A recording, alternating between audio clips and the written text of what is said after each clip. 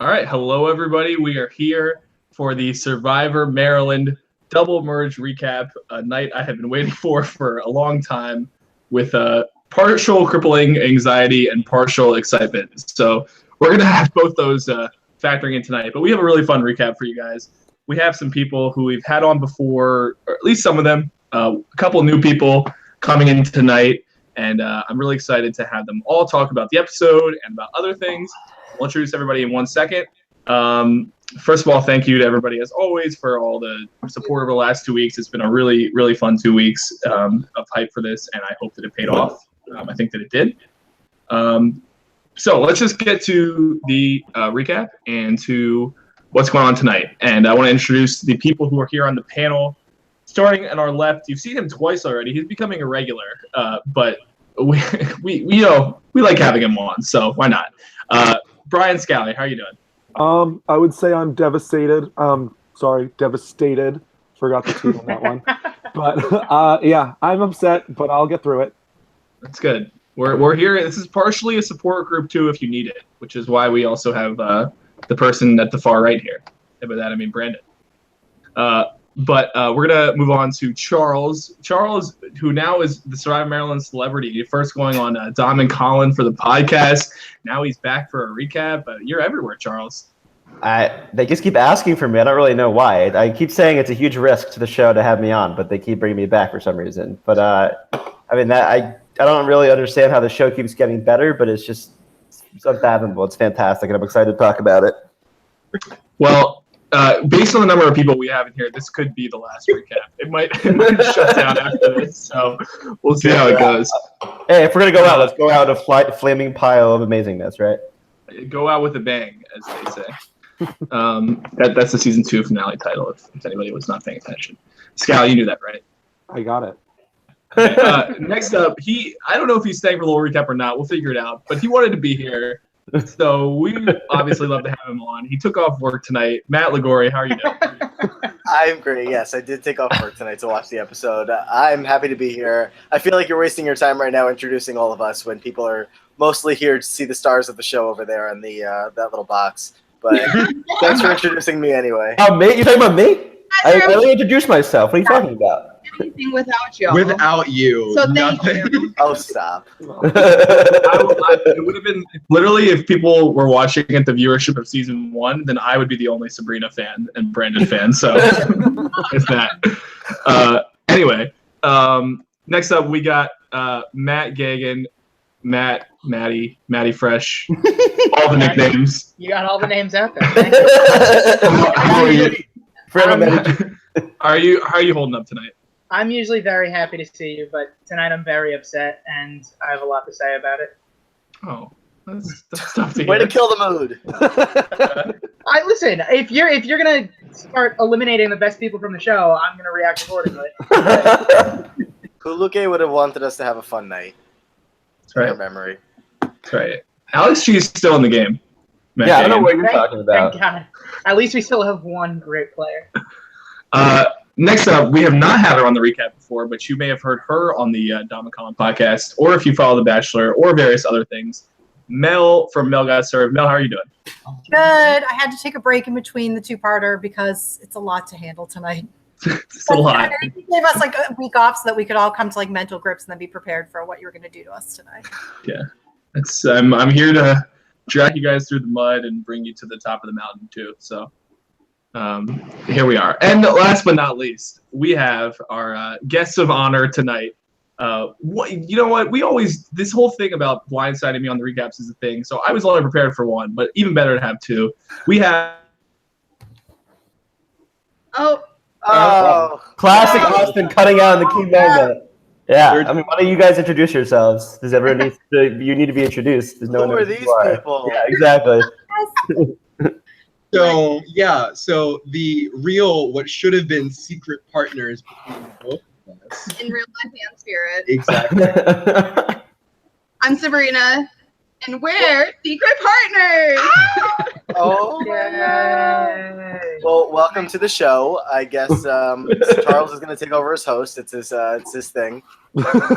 I mean, I was gonna do that either way if Austin was here or not. I so. say we all just sit here quietly until Austin gets there. His face is still frozen in the bottom corner, but I don't know. Does this usually happen? Or are we used to this? This happens at least once an episode.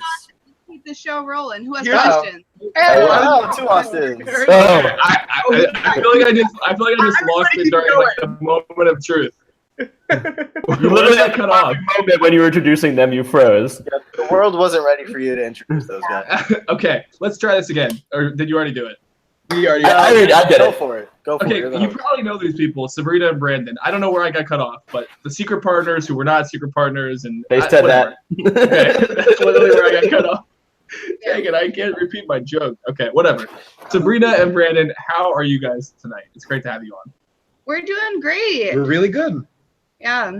Well, I'm so glad that you guys are. I didn't even know until tonight that you were roommates. Like I didn't know that. Yeah. Your partners in real life too. It never stops. Now, have you guys broken a bed from Brandon jumping on it when he finds out that you guys are rooming together? No. But Sabrina has broken her own bed her own way.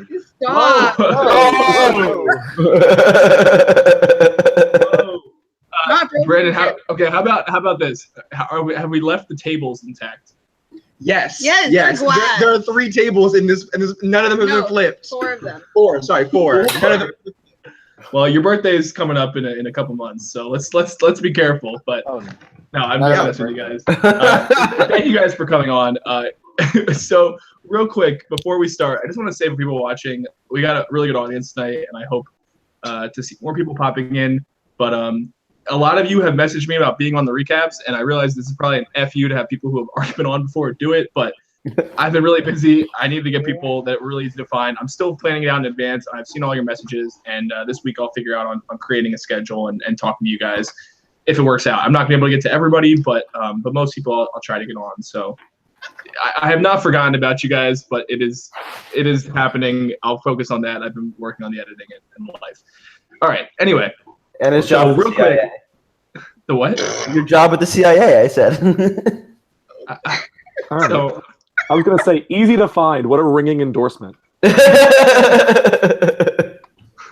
Ouch. all right. Let's go into before we're gonna dive into Sabrina's game because I know she has to go to bed and we're already a little bit late. But we're gonna talk about that a little bit while we have her on. But real quick, I just wanted to get the people who are recapping. That was a lot to handle in one episode. Let's talk about your guys' takes, initial reactions, what's going through your mind, and Mel, we'll start with you. I'm shook. This was not what I predicted by any means, but also so amazing then. But kind of a hard one to take at the merge. It's just that losing such 2 big players right away is really shocking. And I think that we kind of thought maybe coming into the merge that we would see some of the maybe like lesser players kind of go out, but it seems like maybe the underdogs are coming through. Perhaps. Okay. Matt Gagan. Yes. I was loving the episode. I was ready to call it the best episode that this show's ever had until I saw the result of the first tribal council. But even after that, it kept getting better throughout. I was literally on the edge of my couch the whole time. But I feel like you're playing a sick joke on me because the last time you had me on was the week before Felucca entered the game, so I didn't even get to talk about her. And now you decide to wait until the episode she gets voted off. Well, you can That talk was about it. her this episode. It seems but like a good time to do it. Oh, yeah, we're going to talk about her, but still, I'm going to be upset the whole time. I mean, this is a cast with a lot of great characters. I think that's why everybody's been enjoying the season so much. So we were bound to lose people that we love along the way, left and right, like especially with the cast this great. So I know it's hard that we just lost the star of one of the stars of this season after we lost one last week, and now she's here with us. But I guess the show must go on. So if we could have gotten through the Sabrina vote out, then we can get through anything.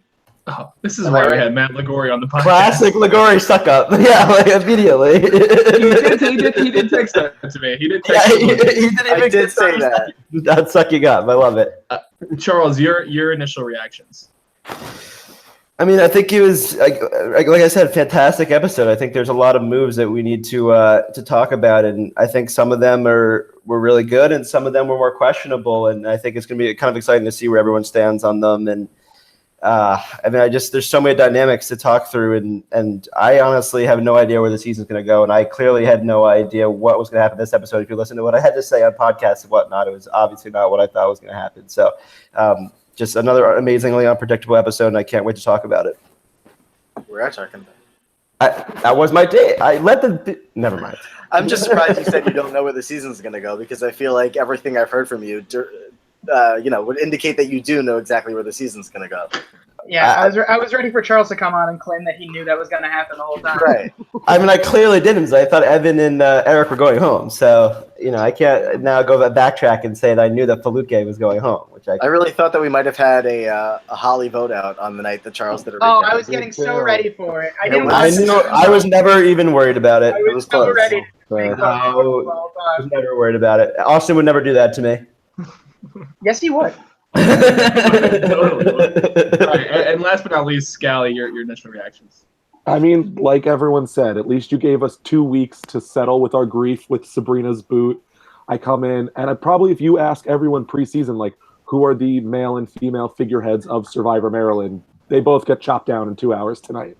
So it was a lot, and we'll get there. But yeah, if you're going to have an episode for those two to go out, I think this is how that happens. It was in big moves, lots of exciting stuff happening. Yeah, we'll talk about. We'll process the rest of it. I mean, I'm reading some of the chat.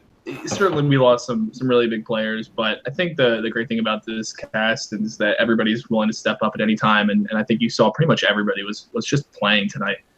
So it's going to be fun. But let's, without further ado, talk a little bit to Sabrina and Brandon while we're here. Brandon, let's start with you real quick, because I knew I was having Sabrina on tonight. I didn't know about you, so I don't have anything prepared. But Brandon, we lost you a while ago. I know you were just accompanying Sabrina. You guys are legends together, but we'll talk to you for a second. Your birthday, you got voted out. How are you feeling? Because we didn't really hear from you after that, and I didn't get to see you for like weeks or months after that. So I was heartbroken. Was it all good? I know you were heartbroken, but Brandon, yeah. Yeah, no, so I was really upset, as was shown on camera. I honestly didn't think that night. I was like, there's a strong possibility that I'll get out, but I'm hoping I could pull like a sentimental, feel out to some people. And after it, when I realized that it wasn't happening, I just said, you know what? It happened. I'm going to the bar. I'm getting drunk. I'm going to have a fun time the rest of my night. And then Shubal bought me some shots later that night, so it was fine. To ease the pain. To ease the pain. Yeah, I think I have some deleted scenes of which I didn't end up showing because it's hard to hear, but there was, I think, a couple weeks later a scene of you yelling at Evan at the bar, so that was pretty great. Shubal always playing the game, even when the person's voted out pre-merge. Love it. I'm coming back. Yeah, you never know. You never know. He's building bombs for season 8. So you played in 2 seasons, and you had like an interesting, totally different journey in both. Overall, what was the experience like for you? Oh, I had an amazing time. As I said, I think it was like a million times in the edit of my first season, I came in last moment. And in this time around, I really wanted to play a game that was a little bit more aggressive, which I think, especially with Michelle, when I saw all sides of it afterwards, she did not take to my assertiveness as much as I thought that she would, seeing as who she played with on my season. I knew the people that she was playing with. I knew the types of conversations they were having. So I didn't think stepping my bounds and being like, that doesn't make sense, would push her to the edge of being like, even though you're my secret partner, I won't work with you anymore. Which was the most surprising thing, I think, of all of the things that I saw, from when I was still in the game, that she just completely turned and was just not working with him ever again. True. That was, I guess. Yeah, Michelle. On the whole, I had a great time. but like that, I guess that was the biggest experience was seeing what happens when I try and get a little bit more aggressive, and then people shut me out and vote me out my birthday. Well, that table saw you get aggressive. Firsthand. Here, Austin. I definitely did. So Sabrina, I don't want to keep you up super late, but I'm excited to have you on here. I guess I should ask for both of you. How's life in general? And Sabrina, I know you've just been crushing it in the last few weeks as I follow on Facebook. So, and Brandon, I've heard from you last time I saw you that you're crushing it too. So Sabrina, what's going on with you that you can share with everybody? Thank you. I guess I could summarize for both Brandon and I, because, we met our very first day freshman year, and we both recently graduated with our masters in 5 years. So, woo, exciting. So Brandon's a teacher now, and then I'm going to go do a PhD. So I'm going to stay in school and do a lot more research. I'm going to Germany for a year to do it, so that's exciting. We're smart kids. Stay in school, kids. I think really everybody's favorite storyline of All Stars was you developing from Hooters waitress into incredible engineer scientist, which I personally think is a great development. Now, Austin, when you're paying out-of-state tuition, that's $40K. You let me know if you wouldn't be a Hooters waitress. I would do it. I would pay to see that. So Sabrina, I know you've been working on all your stuff, but I know how much fan reaction you got in a positive way this season. What's that been like? Honestly, it's been the highlight of most of my days. I go to lab like 10 hours a day, and then usually my experiments fail, and it's sad. But then I go to the conference, and I'm like, I have purpose. It's sad, but it'll be exciting by the end of the summer. Google Sabrina Curtis in September. Yeah, well, we finally. This is a little like inside baseball, but Sabrina messaged me one day freaking out about certain images that were popping up in her Google search that were the Survivor Maryland. So we've actually do you Google yourself a lot, Sabrina?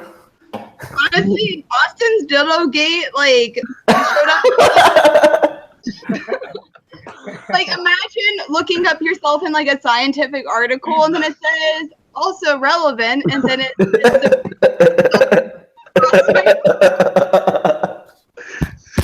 Charles, mute your mic. Yeah, that laugh is just hilarious. I love it. Anyways, I'm glad that You really muted it. got that down. Yeah, I mean, you were somebody that I was incredibly high on. I actually, both of you, while you're both here, I really liked your potential, which is why I had both of you come back. But I know Sabrina, Brandon got to go to the merge in his first season. You got cut short. It was really upsetting. And the same thing happened this time, sort of. But did it feel like, once you got over the initial sadness right away, how did you feel, even before watching the episodes, kind of reflecting on your experience? I don't know. It's always really sad when you get cut. You go through your depressed, broken up phase where you miss your tribe, you miss your friends, you sulk on all the bad, who screwed you over, how they do it, what could you have done differently. But in the end, I think I got cut when I probably needed to, because I probably wouldn't have been able to hang with the big dogs up there in the merge. Don't even. Nonsense. The greatest pre-merge player of all time. Thank you. I will live down that title for the rest of my life. Real quick, oh, go ahead, keep going. I was gonna say, watching 3 years later is so great because you completely forget everything you did. I forgot how excited you were. I also forgot how excited I was. And I remember us joking, Austin's gonna love this 3 years down the road. So many things. There were a lot of references to that, when Austin's old and with kids, he's gonna enjoy this, in the videos. You guys did that. My boyfriend, he likes me better now than when he thinks I would have been when I played Survivor. Wait, that's weird for Shubal. That's weird for Shubal to say.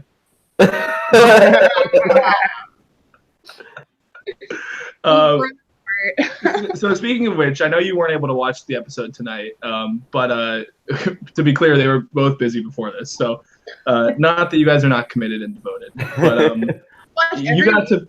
Well, this was a big night for both Shubal and for Shannon, and I just want to ask you what it was like to play, because I know you were obviously really tight with both of those. The Shannon one we didn't get to show as much on the season, but you were really close as personal friends. You guys met in the game, and then Shubal obviously also. So what was it like to play with the two of them? Well, you were on the tribe with them, so did you ever have alliances with them? Okay, so I was on a tribe with Shubal, not with Shannon. In both of my seasons, I never got to play with Shannon, except for in All Stars, and let me make this clear on the record while I'm here, because Shannon had it was the week I went home, probably when it was both tribals were happening, and she was talking about she didn't understand why I was trying to give her technique about how to throw a bucket. Oh. I didn't want to be the one to throw the bucket. And I told her specifically that day. And see, this is the craziness of Survivor. Like, I don't remember getting excited about Sabrina, but I remember the specific conversation with Shannon and me going, Shannon, I didn't do this in our season, but I had to look at it and yell at my team or my tribe on how to do it correctly. I can make sure I can get it, but I'm telling you right now, I'm not going to hold on to that puck. She's like, well, if you know how to do it, just do it. And then we saw what happened. And I went home. It was not a partnership meant to be. Not a partnership meant to be. But you want to talk about But you know what? I love working with Shannon. Honestly, I thought me and her were going to have our little girl power all the way to the end. But, tribe swaps and whatnot just kind of didn't work out in my favor for the second season in a row. But, yeah, Shannon, she's still a really good friend to this day. And I think she's a very strong player. She's very smart. Yeah. She doesn't buy into the bullshit. She was like the only person that saw right through me and Shubal. And I guess I wasn't the best pretender around her. She let me get my guard down. Which I was thinking back on, I was like, is she actually my friend, or was that her Survivor tactic that turned into a friendship? I didn't know, but I definitely always got a genuine feel from Shannon. Like, we never worked together, but she was nothing but nice and just very cordial all the time. Mm-hmm. There are definitely other people you can't say that about. That's very true. But Shannon, always super nice. Even he was talking mad trash about you. And then Shubal, you guys know, he's sneaky.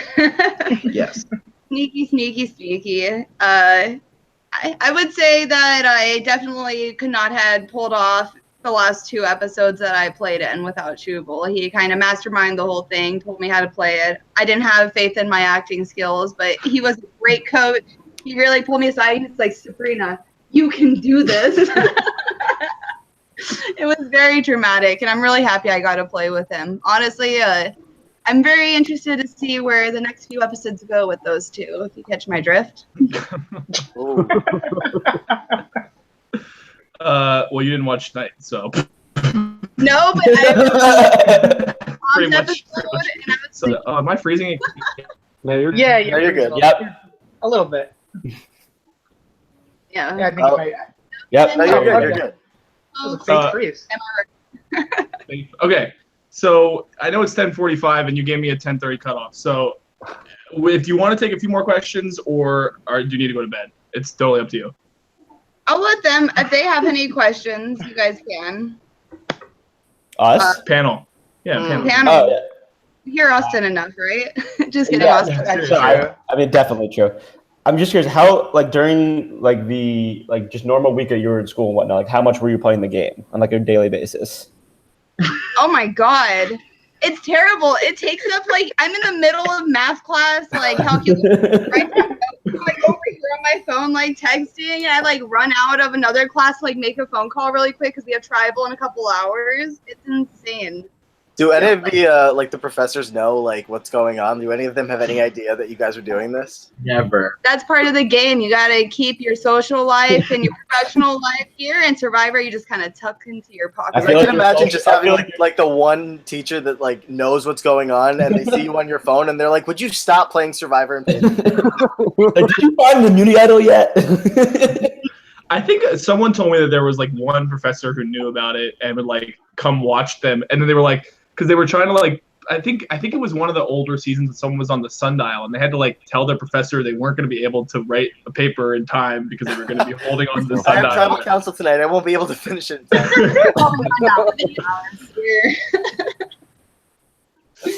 Any other questions? I was going to ask, and obviously it's 3 years later, so it's probably going to be difficult to remember. But say for Sabrina, say Senti does go through and vote out LeCompte at that vote. How do you see it shaping up, like from there? And what was your goal moving forward? Well, honestly, if Senti would have voted with us, we would have been in the majority on that tribe for the rest of the time. So my plan was pick off King, pick off, I forget, Ashley and whoever else was that Holly? Yep. Probably would have had to go because in my mind, I would rather had kept Holly and Shannon around over LeCompte or King. Like, I knew I couldn't trust Eric based on the fact he spread the CT Sabrina, like, secret partner lie. Like, that was my little seed I planted. So from there, once you get to the merge, I would have had Shannon and Shubal, and I think I could have been set. But that didn't happen. What could have been? What could have been? What could have been? Austin, where'd you send these guys on the pre-jury trip? To the bar for Brandon's birthday. Jury Go trip. with the Nicole Senti's birthday party that she wanted people to come. I'll have to do a 3 years late pre-jury trip. Yeah, that would be fun. Why not? Why not? I'd buy those live feeds if you had them up. Classic LeCompte. All right. Anything else major we want to get to before we move on? Not that we want to move on. Yeah. Respect to the queen. If she needs to go to bed, she goes to bed. Thank you very much. Waking up at 5:30 tomorrow, so I appreciate the love and support, and make Shubal and Shannon your new kings and queens because they're mine. Works for me. All right. So thank you both for coming on and for chatting with us. And it was obviously, I've said this to both of you and to everybody many times, but I had such a blast doing All Stars and having all of you guys, and it's been fun to have it pay off 3 years later. So I'll talk to both of you. I'll see you both on Friday. Is that the plan? Yes, and thank you, Austin. Thank you so 'Cause much, Austin. This is honestly, an experience you never forget of college, not one you get very often. And I don't think you get enough of the praise that you deserve. So honestly, thank you. Yeah, can we all give Austin a round of applause? Absolutely, yes. Nope, not gonna do that. Thank you, Austin. You are amazing, Austin. Never forget it. Oh, thanks, guys. You're the best. Okay. All right. So thank you, Sabrina and Brandon, again. We're going to transition into talking about the episode. What? Bye. Bye. Bye, guys. Bye. Okay. Yes, the chat said the queens have spoken. Yes. That's correct. Okay. That was fun. Ligor, are you staying? You can stay. I'll say. I'm good. You want to bring you in can LeCompte? I think LeCompte was in the chat. You can bring him in now, and we could You just rotate do the around. live exit interview. No, I'm not ready to face that right now. Well, let's Just wait cycle in the players. I think that's a good a idea. little bit on that. Our next Okay, guest. let's go through, and I don't even know what the best way to dive into talking about this call is. Well, I don't know. Is this a funeral? Is this a celebration of life? What I'm wearing Oh, black. it's a celebration of But life. why don't we start? Why don't we start with the first part and go to the second part, both chronologically, and I assume that this panel feels largely that the first part was sad, and I think probably mixed on the second part. But I wasn't. Okay. wow, The first episode was almost devastating, but ended up fantastic. Yeah, okay. I want to hear Gagan's takes because he said he had some, and I the Felucca related ones. I mean, I don't so much have takes as I'm just devastated by Thoughts and it. opinion. Okay. Yeah, and I still don't know how to put them into words. It's only been a couple hours since I've seen the episode. I'm still trying to get my thoughts together. Well, wasn't it Mel? You were saying on the Dom and Colin podcast that you heard about Felucca when this was happening, and you went back to watch her season like as fast as possible. Oh yeah, that was the one I prioritized because everyone was talking about Felucca and I had no idea, and I needed to understand the references. And I think that there is a quote that we can use sum up, and I wrote this down. And I think I'll take this one for our lives. Life is a game. This game is life. And that's what Felucca said tonight. We should take that to heart. Well, we sleep and cry ourselves to beds tonight. Only Felucca could send herself off in such beautiful words and style. Honestly, it was so fitting for her. Well, let's talk a little bit about, and I touched on this in my little break, calling the pitchfork segment. Which by the way, that was my favorite segment of the night. At least pour one out for Austin's segment. That was, at least I think that's got to be number 2 behind the Holly and Chris LeCompte car scene. But yes. Easy. Yeah. But so Felucca kind of said as she went out, "Don't worry about me. It was my time to go." What's our take on what? Do we think that was genuine? Do we think? Well, I guess I have a perspective on what Felucca was like at this stage of the game and where things fit in with that whole first merge vote. All the craziness happened. What was your take on how that even happened, and how Felucca ended up going? Anyway. I honestly don't know how Felucca ended up going. It was, you were setting up a whole Holly versus Shannon thing the whole episode, and those seemed to be a lot of people's winner picks. So I was getting ready for a lot of people to be crushed with one of these 2 heavyweights going home. And then out of nowhere, in like the last 15, 20 minutes, so many new plans are starting to emerge. And then really, like, I was like laying down like on the couch, and then Micah, of all people, King Micah, decides to start throwing Felucca under the bus, and I think, and I didn't know what to do at that point. I just had to hope for the rest of the episode that something else happened, and it seemed like something else almost did happen, but unfortunately, it was Felucca's time to go, like she said. It was some really good editing, because I was sitting there watching, and we have Holly and Shannon, and they're going back and forth, and I'm like, oh no, I don't want to lose either of these two. Which are we going to lose? And then I'm sitting, and at one point I think Felucca got a confessional, and I was like, oh, look at her sitting pretty like safe. No one's coming after her. She's looking great right now. And then next thing I know, Mike opens his mouth and he's like, why don't we try to take? And you saw the rest, but oof, it was a devastating blow. But I mean, I think it made sense for him and the people that voted that way. I do think it made sense for them to take a little piece away from Shannon when everyone's looking around like, why does Shannon have all these friends? It was those 6 days in between the challenge and the tribal council. Right. It's not like they're losing anybody who's providing like tons of strategic input into the game as it seems. It seems like Felucca was maybe not checked out, but like not totally checked in. If you're looking around for somebody to cut that isn't going to hurt your game, I feel like that made sense. Felucca did say on her way out that it was her time to go. It seemed like everyone else was just playing a lot harder than her, and she just didn't seem up for it. Yeah. Yeah. I mean, I think.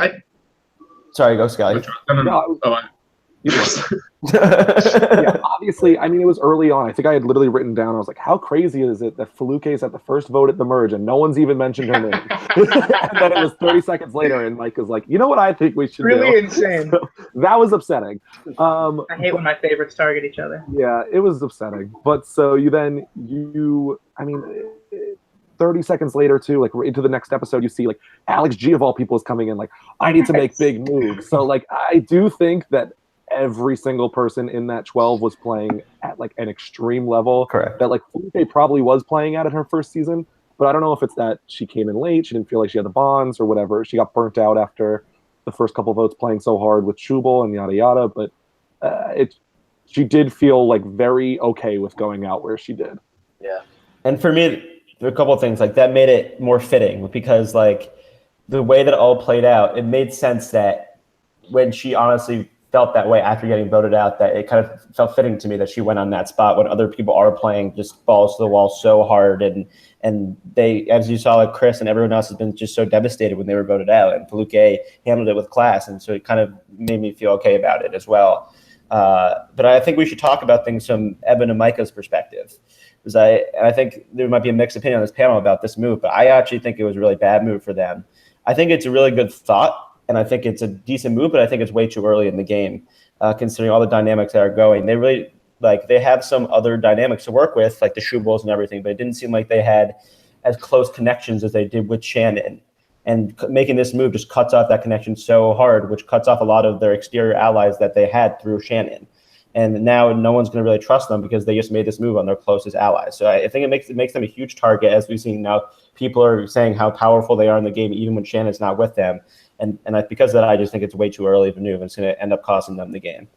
Well, why do they need extra allies through Shannon? Because if they're, we're down to the merge, and if Shannon has all these extra allies and they want to have Shannon close with them, I just don't see why they would need, all right, well, Shannon has all these connections, so that means that they're good with us. They're probably thinking the same thing, the Feluccas and anybody else that's working with Shannon. Well, we have to get out Evan and Micah, not let's keep Evan and Micah in because they'll keep us safe if we all just are the Shannon friend squad and keep each other safe forever.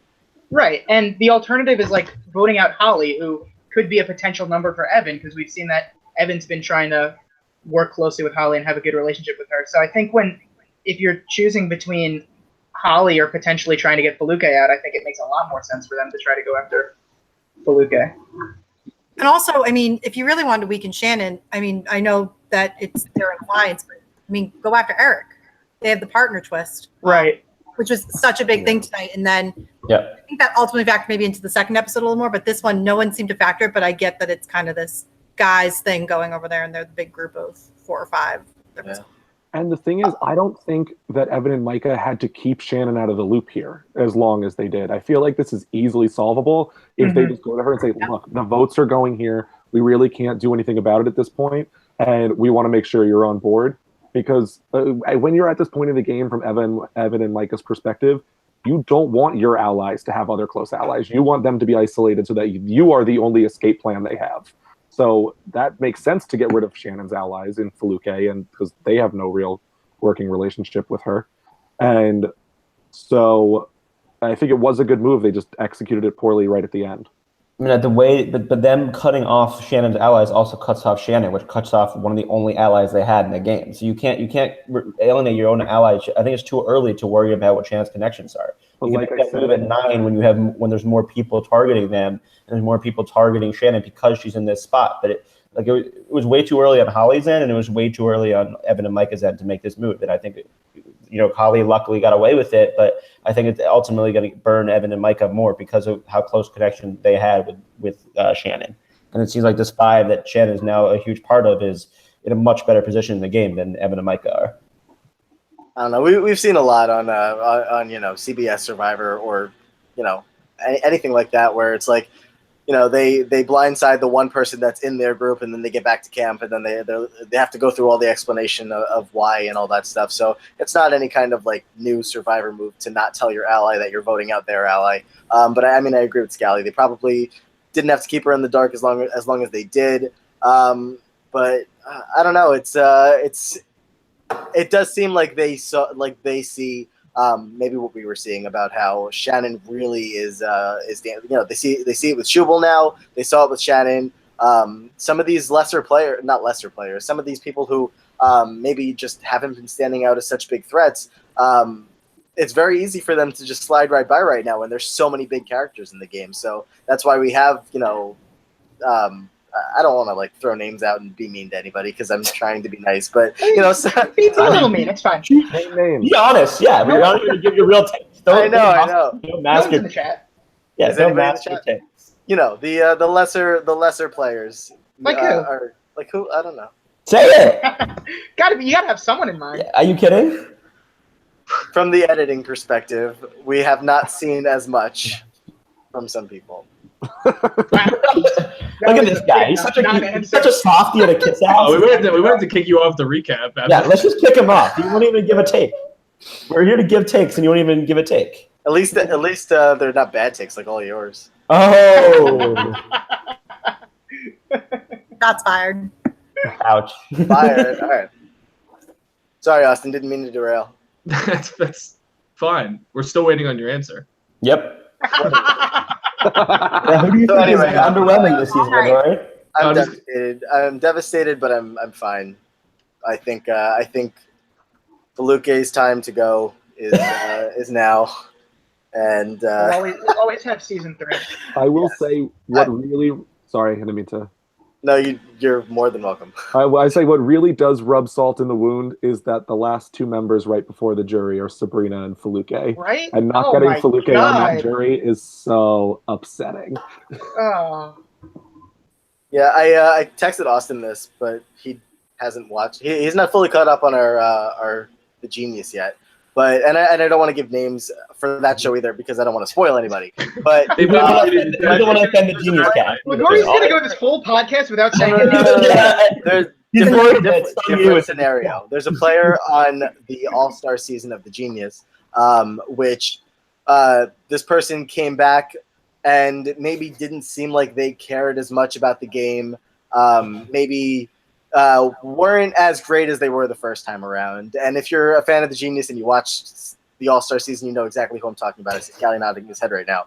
And it just really reminded me of that. So, I guess it happens. Not everybody who comes back for an All-Star season, totally has their head in the game and is looking to win, I guess. I don't know. I think to chime in here, it's tough, and I've tried to evaluate what aspects of what I heard from Felucca were real and which ones were sort of like coming to terms with it. But I think that it's really hard to come in 5 weeks in and sort of break yourself into the storylines that already exist. And I think that on her tribe, she did a decent job of it to the extent that she could. But it's just hard. There was so many layers of the game, and you hear Shubal kind of explaining that to her today. I don't think she totally realized how many more layers there were and dynamics in these clashing alliances and plans than in Terrapin Trials, which was much more simpler, or much simpler from a strategic perspective. But I think that she was invested, and I think that maybe I think that she tried, especially in the last episode, to put herself out there and to make those bonds and to get in with the trio. And I think just when those 6 days happened and everybody is talking every single second, like I think that when she felt like she wasn't in control, she might have, thought that it was maybe not worth it at that point. This was just not too much to break into at that point. And I do know that I think Shubal actually called her before the vote and warned her that she was getting votes and was like, let's scramble, let's change things up. And she just it didn't really feel like it was worth it or to try hard enough to really change everything. So I think that's kind of where you hear her come to terms with it in her last words. She kind of knew it was coming. And that's sad that that's the case, but I don't know how invested if she is on the jury here, if she comes to all the tribals, right? There's no mandatory. Yeah. I can't make everybody come. They're scheduling. So I know it's upsetting to people, but I think potential long-term wise, maybe if she had found a crack, it could have changed. But I think we got a lot of Felucca in those episodes, and I don't know how much more we were going to get in the dynamics of the game. I'm happy we got her at all. I appreciate the fact that you did all that you did to make it a reality that Felucca showed up on All Stars in the first place. So happy we got her for what we could have, and now back to the game. Yeah, like you said, 5 episodes of Felucca is a lot better than nothing. So 5 more than we expected. Yeah, we can't complain too much. Although I think Lagori just hit the nail on the head though when he said, let's get back to the game. It almost felt, and I kind of talked about this on the Damakala podcast with Mel too, which is like I had no idea where Felucca was going in the game, and it almost felt like she was kind of above the game and bigger than the game and never really part of the game. And I think that's part of kind of why for me it was not that upsetting, as great of a character as she was when she went home. It's like I never really knew what was going to, I never really thought about where she was at in the game or knew where she was at in the game alliance-wise or plans-wise. And she was amazing TV, and she definitely made some amazing good social connections, but we never really saw a lot of her strategy of her long-term plans and stuff like that. So I think a little bit is exactly that. It felt like she never really was fully into the game, and I think a lot of that's her coming to the game late and all the circumstances around that as well. I think you guys are watching the game from this audience perspective. The players don't see themselves as characters; they see themselves as players and people in this game. And I feel like there's like the layer of you guys watching as the audience, and then the players, and then Felucca was like a character for them.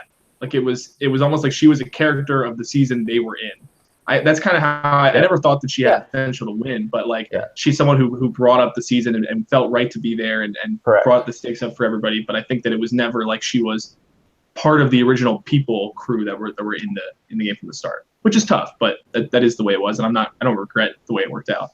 Yeah, I hope she had a good time. I had a good time watching her. So yeah, I will. We'll move on from that. Okay. I got a text from Sabrina and Brandon, so I got distracted. Do they want to come back? Oh yeah, have them back on. Yeah, let's do. Yeah. I'll just drop off. We don't need me. Sabrina can host. We do that.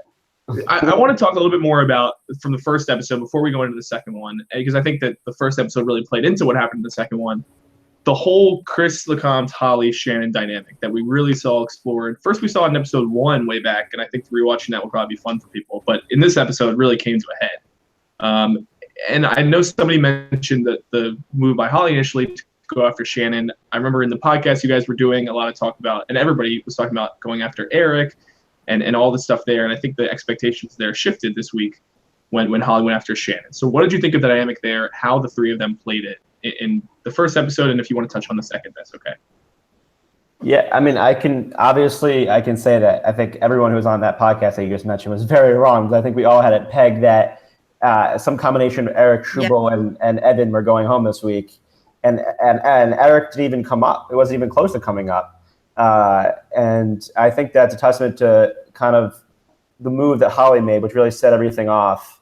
And I think it from some sense, it made some sense in terms of why she thought about that she had to make that move. It was good for her in the partner twist.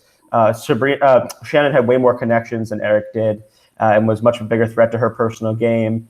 And also, she thought that I think that she could convince Chris LeCompte to do that more than she could convince Chris LeCompte to vote out Eric in the game. And clearly, that backfired.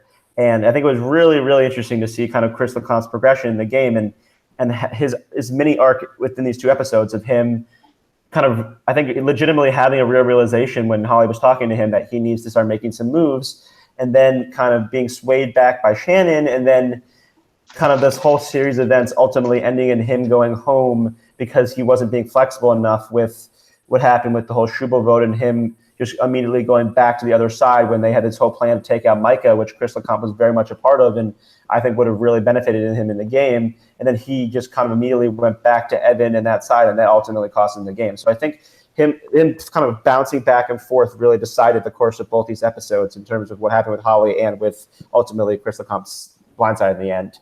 And it kind of felt like the you know how Nicole Senti is the long arc that felt really satisfying. This mini arc for me with Chris LeCompte of him getting too emotional in the game and then realizing and going back to it and kind of getting all mixed up in that felt like a really great mini arc at the end of the story as well for me.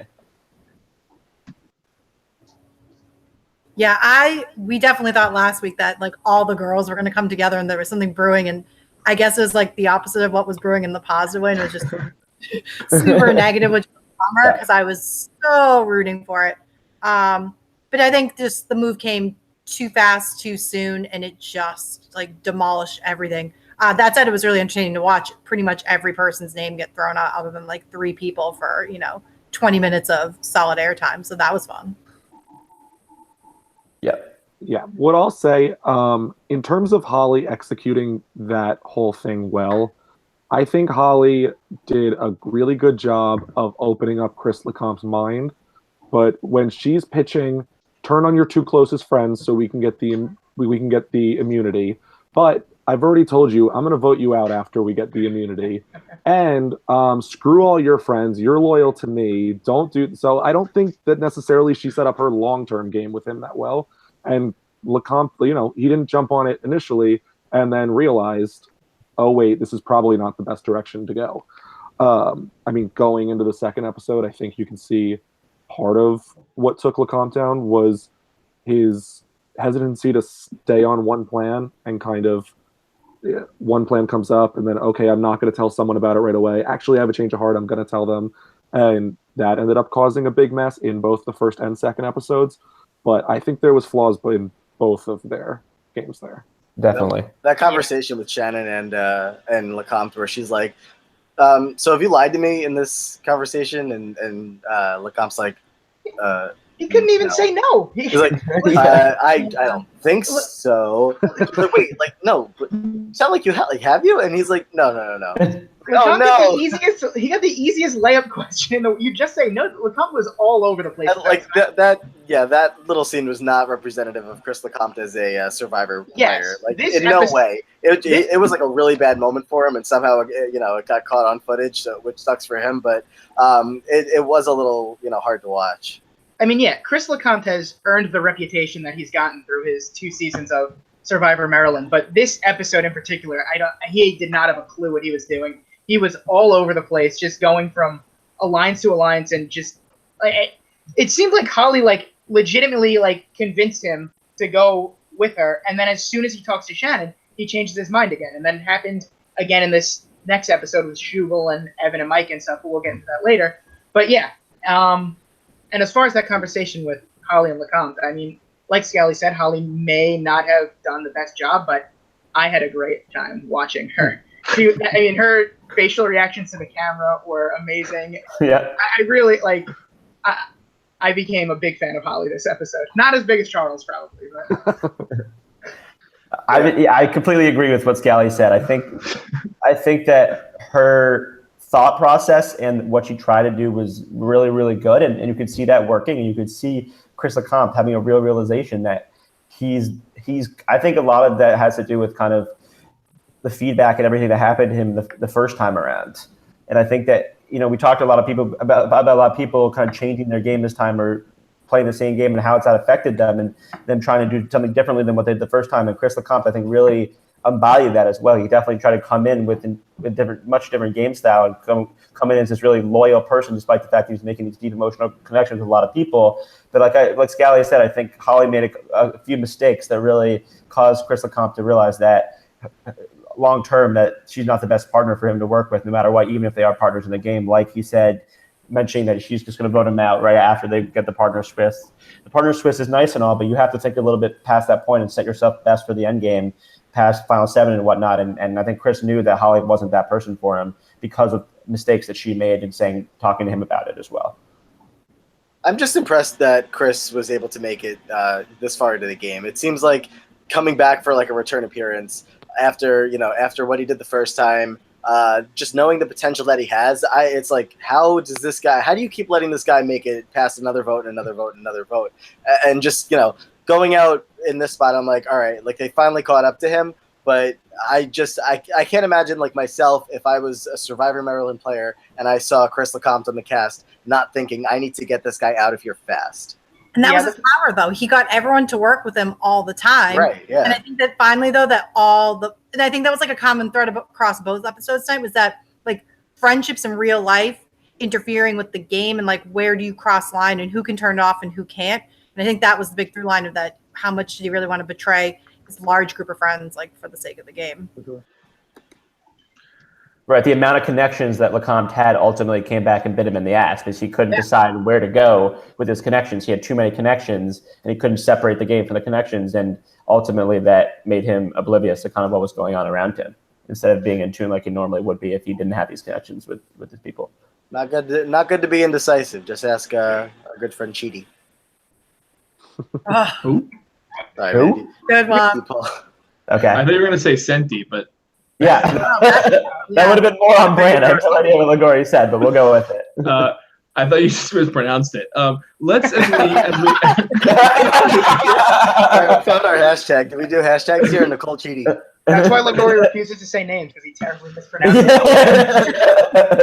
it. So let's transition as we go from the first episode to the second. There were some arcs that really spanned both, and I think one of the main ones was Shubal recuperating from last week and his game crashing down on him, and then rebuilding in this new alliance. And that'll tie in our conversations with Victoria and Shannon and Chris Thomas and Alex, whatever, who ended up joining that. But what was your take on, from the start of the episode and going to the second, how Shubal played this one? Long live King Shubal. I mean, I think he did a pretty brilliant job recovering. I mean, I kind of wondered where this whole Alex G and Victoria thing was going to play out, and I think we've seen that be a focus of a lot of small scenes in the edit that have been really interesting for me, and I think I've talked about that. But it's really interesting to see this five come together that have all kind of had interworking connections, but haven't necessarily been all kind of directly thinking the same thing. And I think this five could go really, really far in the game. It makes sense based on what we've seen. I don't necessarily think they're going to be the final five, but I could see. I think that at least three of the members of this group is probably going to be there in the very, very end of the game. And I think, I think people still aren't necessarily going to really understand the power of what Shubal is able to do by making these connections in the game. That being said, I still think he's too big of a target at this point in the game, and he just has to be a vote at some point. He has to be cut down at some point. despite the fact that he's just done an amazing job to even make it to this point. I just think that a lot of the messy gameplay that he's had in the past is still just too much, and people just are never going to be able to trust him enough to take him to the end of the game. So even Charles, the noted Shubal hater, was impressed with his game tonight. Right? I don't think I'm a Shubal hater. I just don't think he's win. I think I was just very out by saying I think he has no chance to win the game. I think you said he wasn't even good at the game. Oh yeah, I still agree with that. I think a lot of his moves were bad. I think what you've said. Yeah, I think a lot of his moves were bad. He may sink himself into a hole, but it seems like, based on this season alone, he's like always able to dig himself out of it. He's incredibly fun to watch in that way. Like, yes. Kind of like a Tony Vlachos. Yep.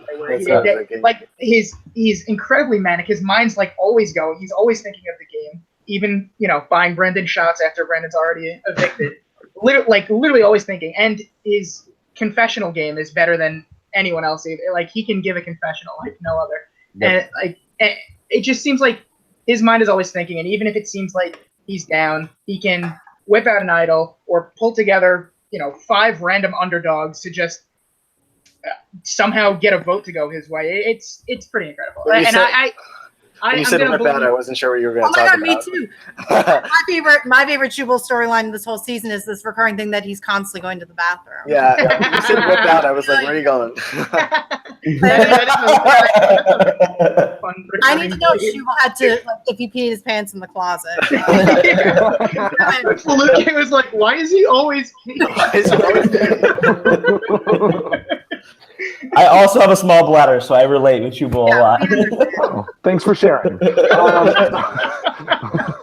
What I'll say is, when I was looking at the merge, because I kept looking at the storylines, I was like, there's no way that Shubal is going home first. I don't see it. And so I was like, all right, Shubal's going to play the idol at 12. That's how someone like Eric or Evan will go home, and then maybe we'll lose Shubal a vote or two later.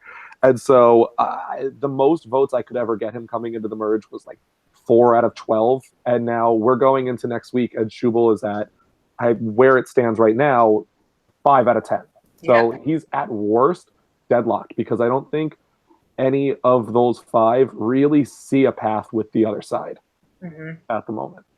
Listen, I'll believe in Shubal until he proves me wrong.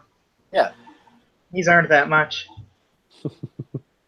I don't think there's anybody that has more fun playing Survivor than Jordan Shubal. I feel like if you're like give me an all-time list of people who have fun playing Survivor, 1 and 2, Tony Vlachos and Jordan Shubal. I don't know. Holly said she was having a fucking blast. Yeah, always having a good time. But listen, that's the thing. Like, they can be having fun, but like I see Holly getting stressed out. Like, you see when she's like no matter if she's playing hard, and you see her getting stressed out, and maybe she's having fun while being stressed out. But even if Shubal's stressed out, he is just having the time of his life, just like Tony was out there finding idols and causing creating havoc left and right, and that's what makes great TV. Yeah, and that just makes him so much fun to watch. Amen. Let's talk also about one of the things that kind of came together with that was the it's this point we should talk about Chris Thomas, because he's been very absent from this conversation, and I know he's a fan favorite. Let's do it. Okay,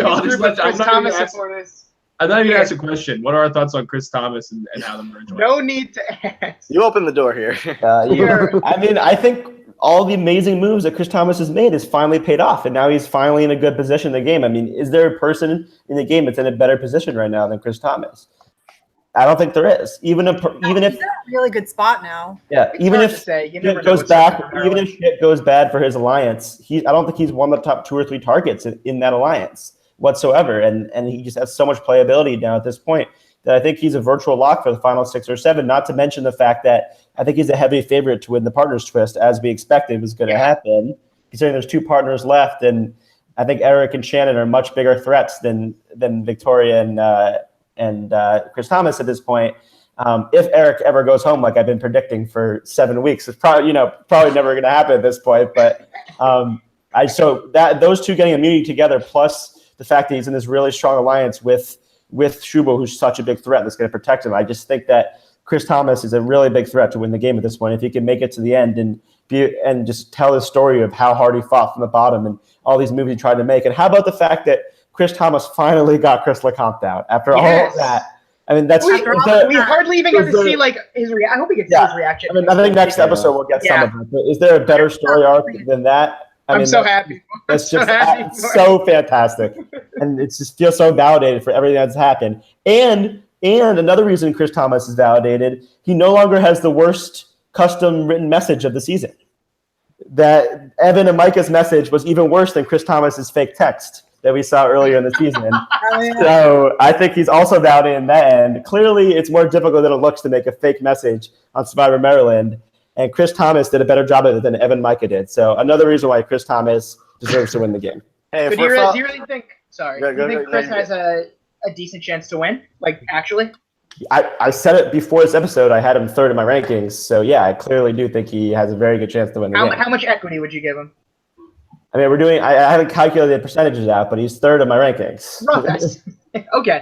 Give me a second to think about it. If we're following the Dominic and Chris Noble like path, then we just lost LeCompte at the merge, and that's where Chris Noble went out, and now we're looking at a Chris Thomas losing finalist. No, he's gonna come in second. Please don't break our hearts. I think especially is that something that we have to be on the lookout for?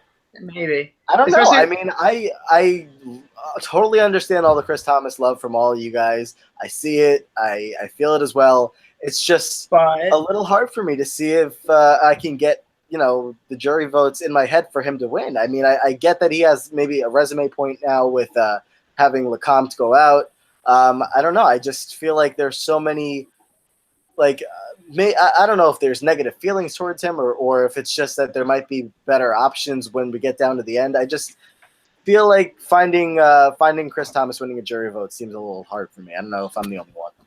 It's tough to see. I don't know if the other players respect him, but I guess there's still time to turn that around. I think we've seen everybody say, I didn't think I was gonna like you, or I didn't like you beginning this game, and now I'm coming around on you and I like you. And I think that's the exact arc that we're seeing Chris Thomas on, which is why I think he's gonna win. I love the Chris Thomas redemption arc. And everyone at the end of the game is like, I did not think I was gonna like you.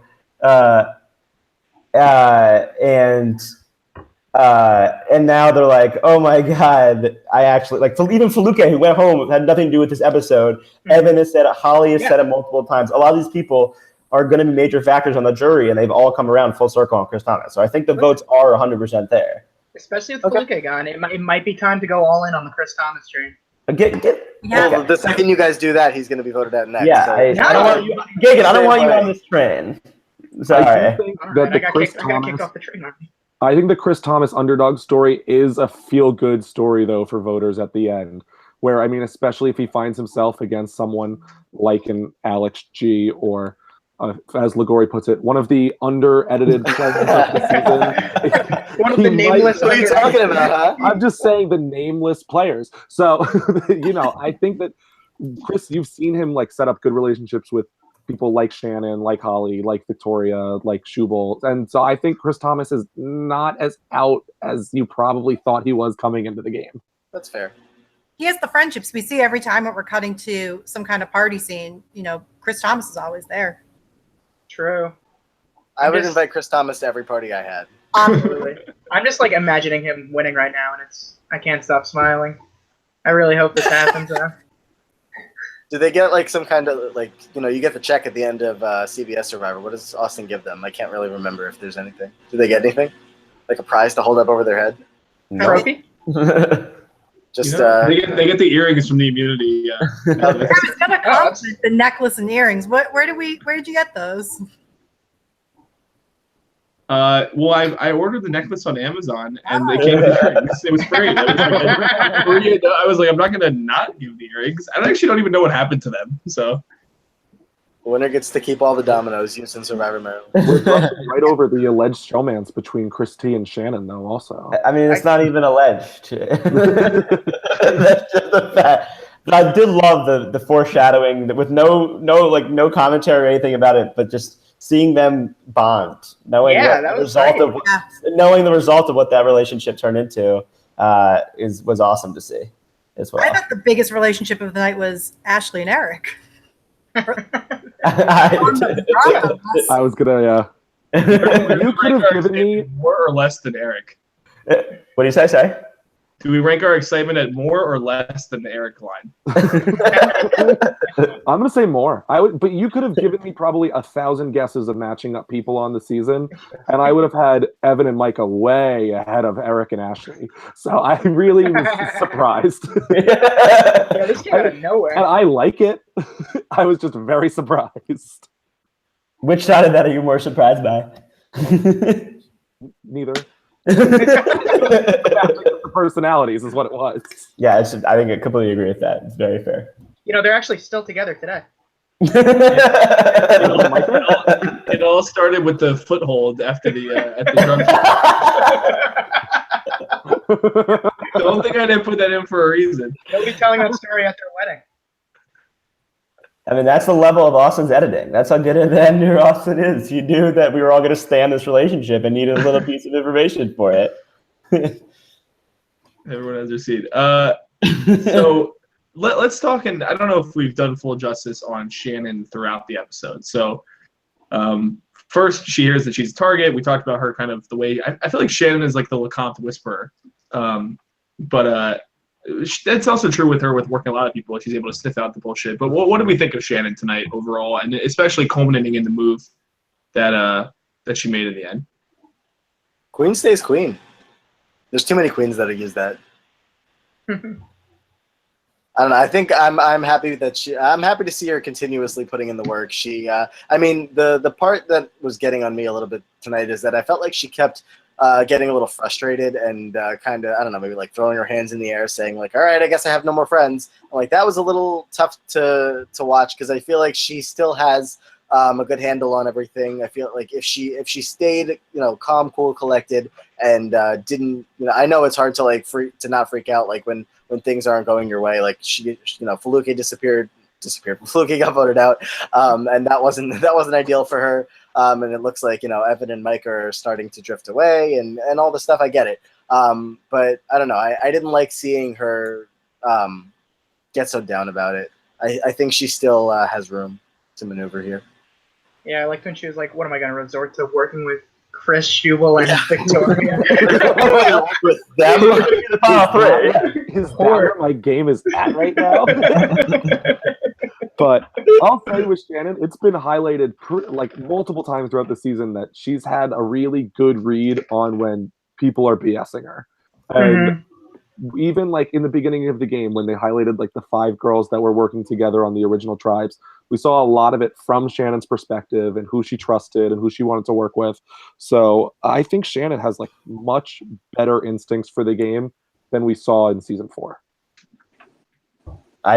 I was going to bring that exact point up. This cast is full of some people who would be really good at any kind of Survivor Big Brother. There's a few people out there who really would really have the skills necessary to do well in these games, and Shannon's definitely one of them. She's very good at reading out all getting through all the BS that people feed her and whatnot.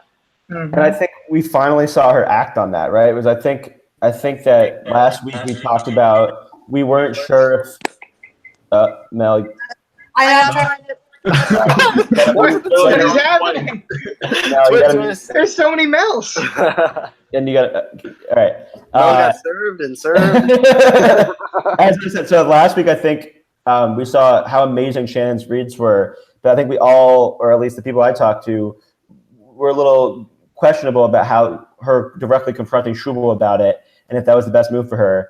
And I think we saw her kind of do a similar move with LeCompte, except this time she actually acted on it and voted out LeCompte after that moment of distrust where she caught him in that line. I think that was a much better line for her going forward. And I loved how she used the fact that she distrusted Shubal to then build trust with Shubal. And I think that speaks to Shubal as well, but it also speaks to Shannon's ability to not only suss out the situation, but use that to her advantage. And I think that these two, I don't think it's the final 2, but I think it's a really strong duo that combined with this other 3 alliance that is a really, really strong 5 in the game. And all people I think are going to, like I said before, are going to go really deep in the game with this 5. Yeah. Yeah.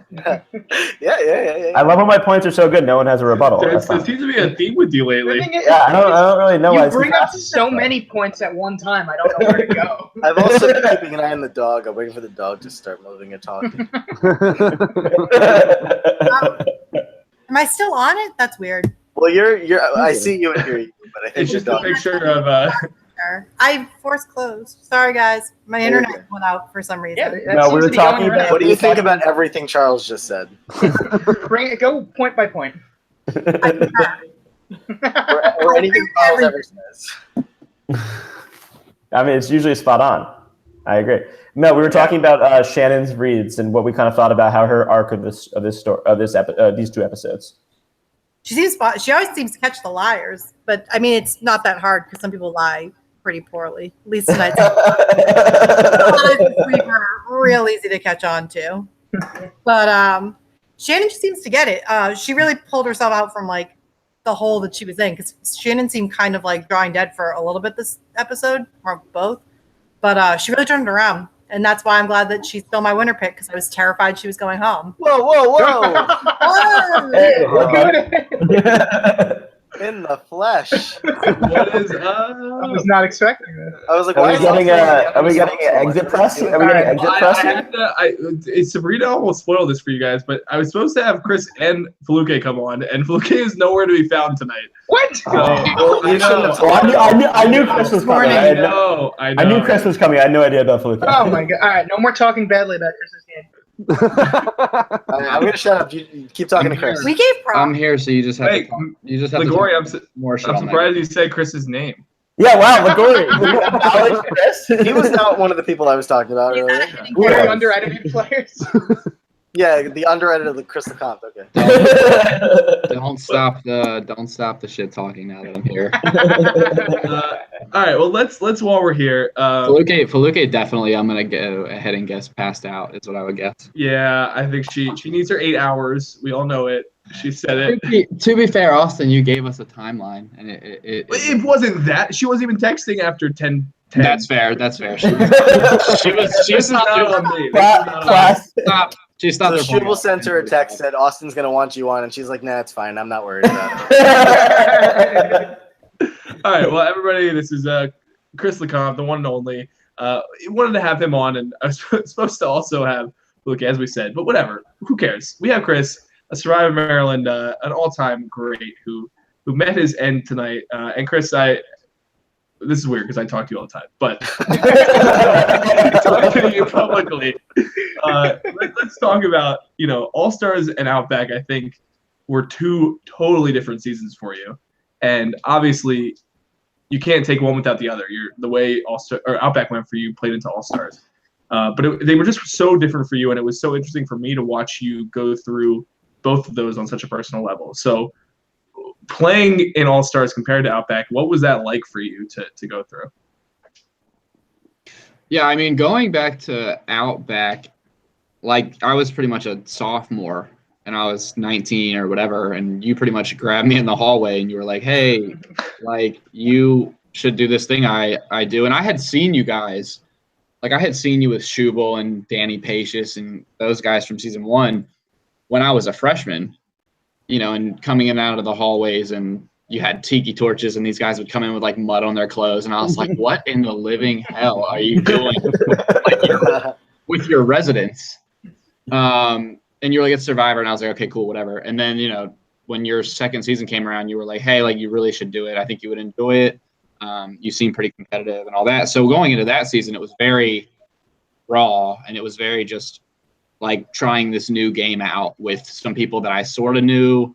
Obviously I had Steve, who I was really, really close with, and a couple other people I knew. But for the most part, it was just like this game being played with, some college kids. All Stars, I had put in work. Like, obviously, I had my whole first season. And then I was on crew to help you out for Terrapin Trials and Guts and Glory. So I knew all these people. Like, going into the game, I knew I was going to be potentially the most connected and have already, some established connections from the past, which like some people might call that unfair. It was just kind of the nature of the game starting out. I think it was good and bad. It set me up to have a lot of potential allies, but then also be a very big threat early on. So it was very going into it just from the day one of All Stars versus day one of Outback. You're talking about two completely different mindsets that I'm in, two completely different stages in life, two completely different stages with the relationships with all these people. So two very black and white, night and day situations.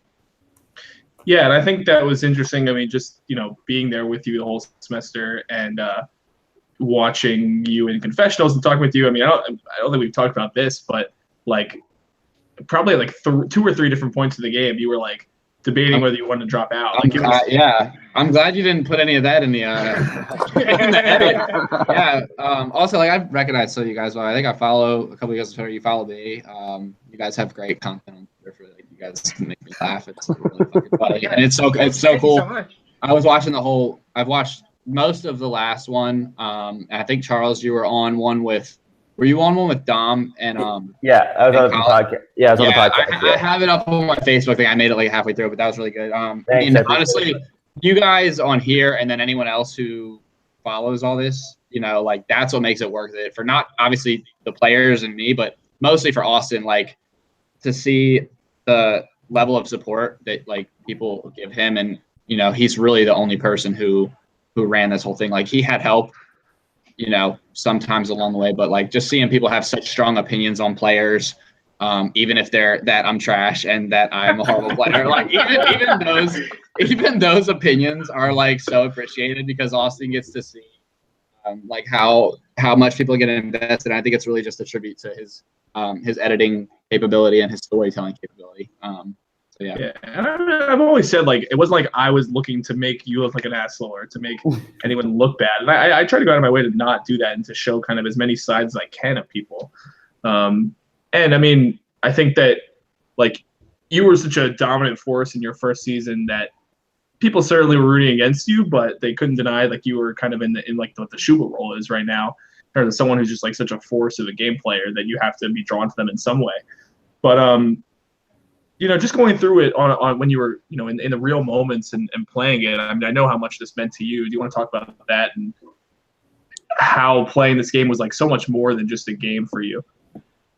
Yeah. I mean, if you see my intro video, I mean, obviously Austin, because you probably know me all too well at this point, good and bad.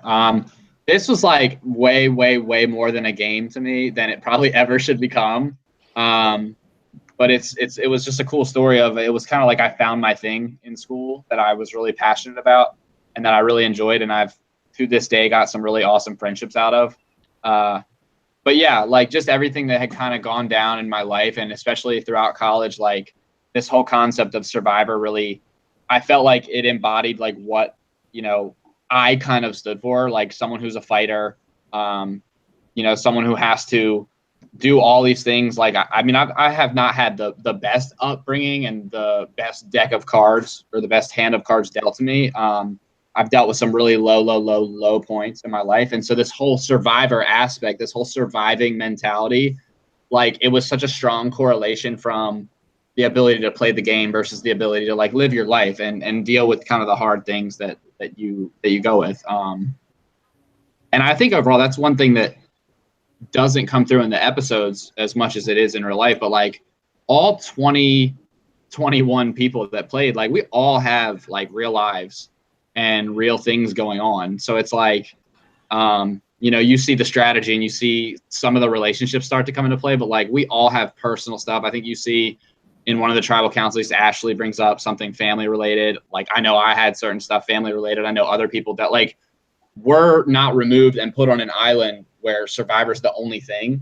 We're 90 days just in the semester. So we have grades and jobs and family and all this stuff happening right around us during the game. So it's just a super crazy atmosphere and environment to try and navigate through. Yeah, and even I mean, you mentioned how it's hard to show that, and I try to touch on it a little bit when I can, but I mean, even the stuff with you and Shannon this episode, especially in episode 10, like you guys were going through a lot in a friendship level during that. And I think it was hard to kind of fit that into the bigger strategic picture. But I mean, and you guys, I know, had a lot of unrecorded conversations too, but there was just so much deep personal stuff and baggage that was there. And I know that's something that was difficult for you and also difficult for everybody, I think, took a toll on Yeah. people that were playing. Yeah, for sure. So while you're here, I think the panel, if you guys have questions for Chris about his game and thoughts as he was going through stuff and anything you were wondering, we can maybe open up to a couple audience ones also before we wrap up some of the rest of the recap. I love the way that he put that about how like he found his thing, because I feel like just in general, like Survivor, the show, the college version, anywhere that you go that people are playing a game like this, it really is like it tests a different part of you, and people say that all the time on the show, and it's true. It's like sports, you can show off your athletic side.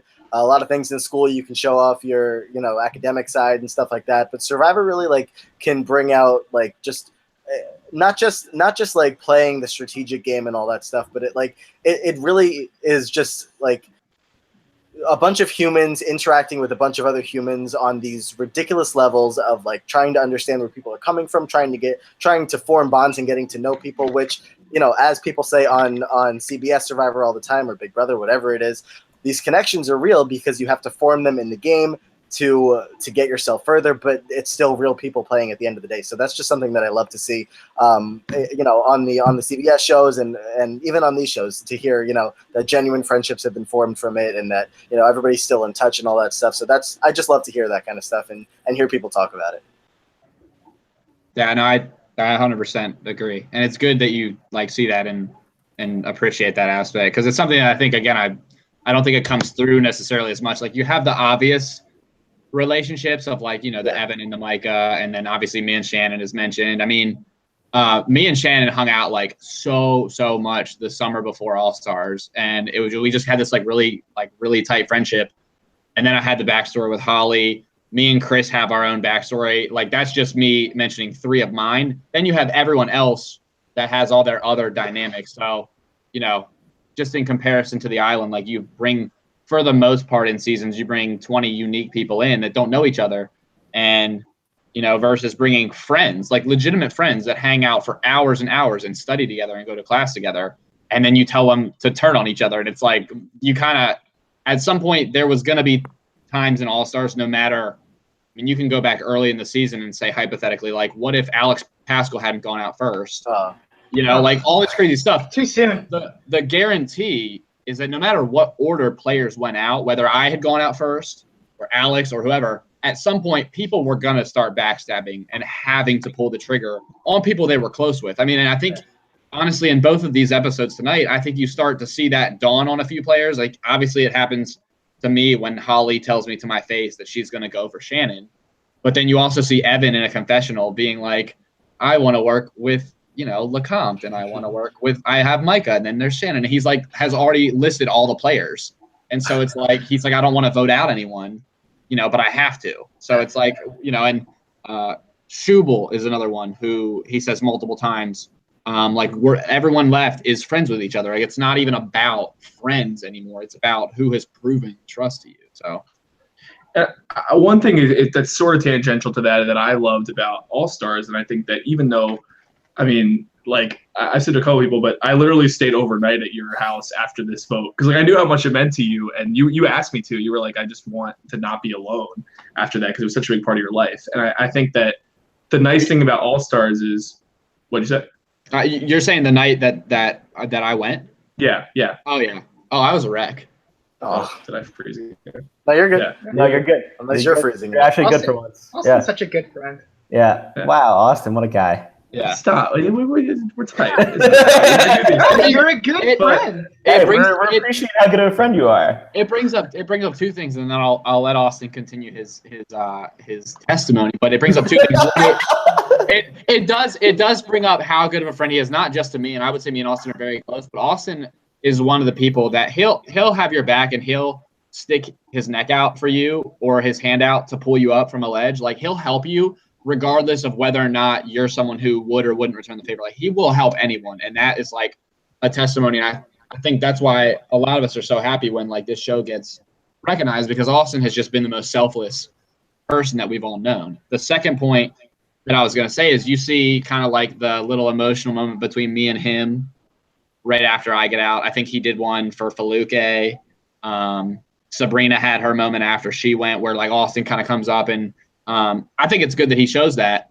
but that's also like 10, 15-second clips. Like, I mean, you know, after the episode's done and like I'm out, like I'm back in school. Like I'm like we're dealing with a lot, and you know, Austin is someone who makes sure that no matter who it was, but when they got voted out, like if he needed to be there for someone, he would. Austin's the Jeff Probst, Dr. Joe, and whatever the psychologist names are all in one. Definitely a psychologist. Well, I was gonna say on a totally unrelated note that I'm really glad that, you know, the nice thing about All Stars was that, I mean, you see in this episode that there's so much raw emotion and conflict and relationships breaking and developing, whatever. And certainly by the end of the season, some things have changed for people. It's impossible for them not to. But I think that on the whole, I mean, everybody had this crazy shared experience of doing this together, where I think you said this before, that you're friends with so many people. I mean, everybody who made it to this stage of the game really has stayed in touch, because it just was such a crazy ride that even with all of the raw conflict, all of you got over it and felt like you grew something together from it. And so we were able to see the depths and the lows that you get from the game, but also not in a way that affects its personal life. And what I like from Survivor sometimes now is I like that the players after the fact are able to get over and hang out, but I still want that conflict in the game. I want people to care. Sometimes I feel like it's missing that, but I think everyone did a really good job of kind of compartmentalizing that and healing from it after it happened. Well, we had a really good casting director. I don't know who went around and found all these crazy people, but really good job at, you know, we've been saying that, and we'll continue saying it until until Survivor Maryland. Well, no, nobody's ever going to stop talking about Survivor Maryland, but just great job with the casting. You found a bunch of people who are entertaining to watch, all, you know, formed such a good dynamic between them that's why this All-Star season is such a success. And they were all playing hard, besides maybe one or two people that we won't name. I think everyone's playing hard at this point. I genuinely do. I was just doing that on purpose. This is such a great cast. But like literally everybody was talking to almost everybody all week. Yeah. I mean, like I think and I don't know if this ends up making the next episode or to Secret Scene or what, but like somebody said, like you have to. You said this in a Secret Scene, Chris, about how you had to like schedule meetings with everybody, and like you had to like make sure you checked off that box, and you had to pick the time that worked, and people were like doing when to meets and figuring out. I mean, like you could not. I must have forgot my Alex G box. But it just was crazy. But enough compliments of me. I want to know if you guys have more questions for LeCompte. I saw one in the chat from Greg, but if anyone wants to repost those. But do you guys have any questions? Yeah, Mel, go ahead. Yeah. So Chris, when you get voted out and it's like your group of friends, like how do you go on while everyone's still playing and you're kind of like on the sidelines? Like, are you still almost like kind of participating from the side even though you don't want to? So when you say, okay, so I think Austin can agree with this, but I'm like 90% sure that I asked, because so if you go back and exclude season 1 and you take season 2, 3, and 4, I only missed like for seasons 2, 3, and 4 combined, like 7 different Survivor Maryland events. If you take all challenge, and if you exclude ones I was allowed to go to, like if you exclude tribals I wasn't at, you got to think I had I went really deep my season, so I was at a shit ton of stuff except for basically the final 3 challenge and tribal, and then I helped out all of season 3 and I helped out all of season 4, and I think season 4 I missed from like final 4 on because I like just kind of had a bunch of stuff that I had going on, but literally most of the entire season 4. And then you have All Stars. I go as far as I go, and so I go up to Austin and I'm like, hey man, can I like come to the final 10 challenge and watch? And he's like, no man, you can't. He was like, you can't be there for that. I feel like it's like an addiction at that point. You just have to you just can't quit it at that point. Well, and I think. And it was very raw emotion, because you recorded last words before you realized that it was 5 votes against you, and I might have those somewhere. Well, you see it. That's what I was going to get into. I think this was the answer, Mel, right? To answer your question was, so in the immediate moment, so like you see me walk off, and I definitely seem like I have it together and all that, and I'm like, I go out with class. I think I saw someone comment, and then literally on camera as Austin is saying goodbye to me, I remember saying out loud, like, wow, I like did the math and like Shannon voted me out. And I just like did not see that coming. Like I knew that there was a chance that I was going to get votes. I knew there was also in my mind I didn't think I was going home, but I knew there was like that chance that you could go home. And also by that point in the game, I was not convinced that I was not up for grabs every round, because that's what it started to feel like. And yeah, I remember sitting there. I was like, damn. I was like, Shannon voted for me, and Austin like didn't confirm it, but he was like, oh, really?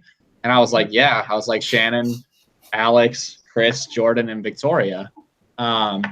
So yeah, I mean, I remember putting that together, and I think how it works, like we're not like immediately carted away from everyone. Like Brandon flipped the table and he pretty much pieced out, and like you kind of get different reactions. Like I know Alex Pascal, when he got voted out, kind of came up to us all like super quickly, but like nothing game related gets exchanged.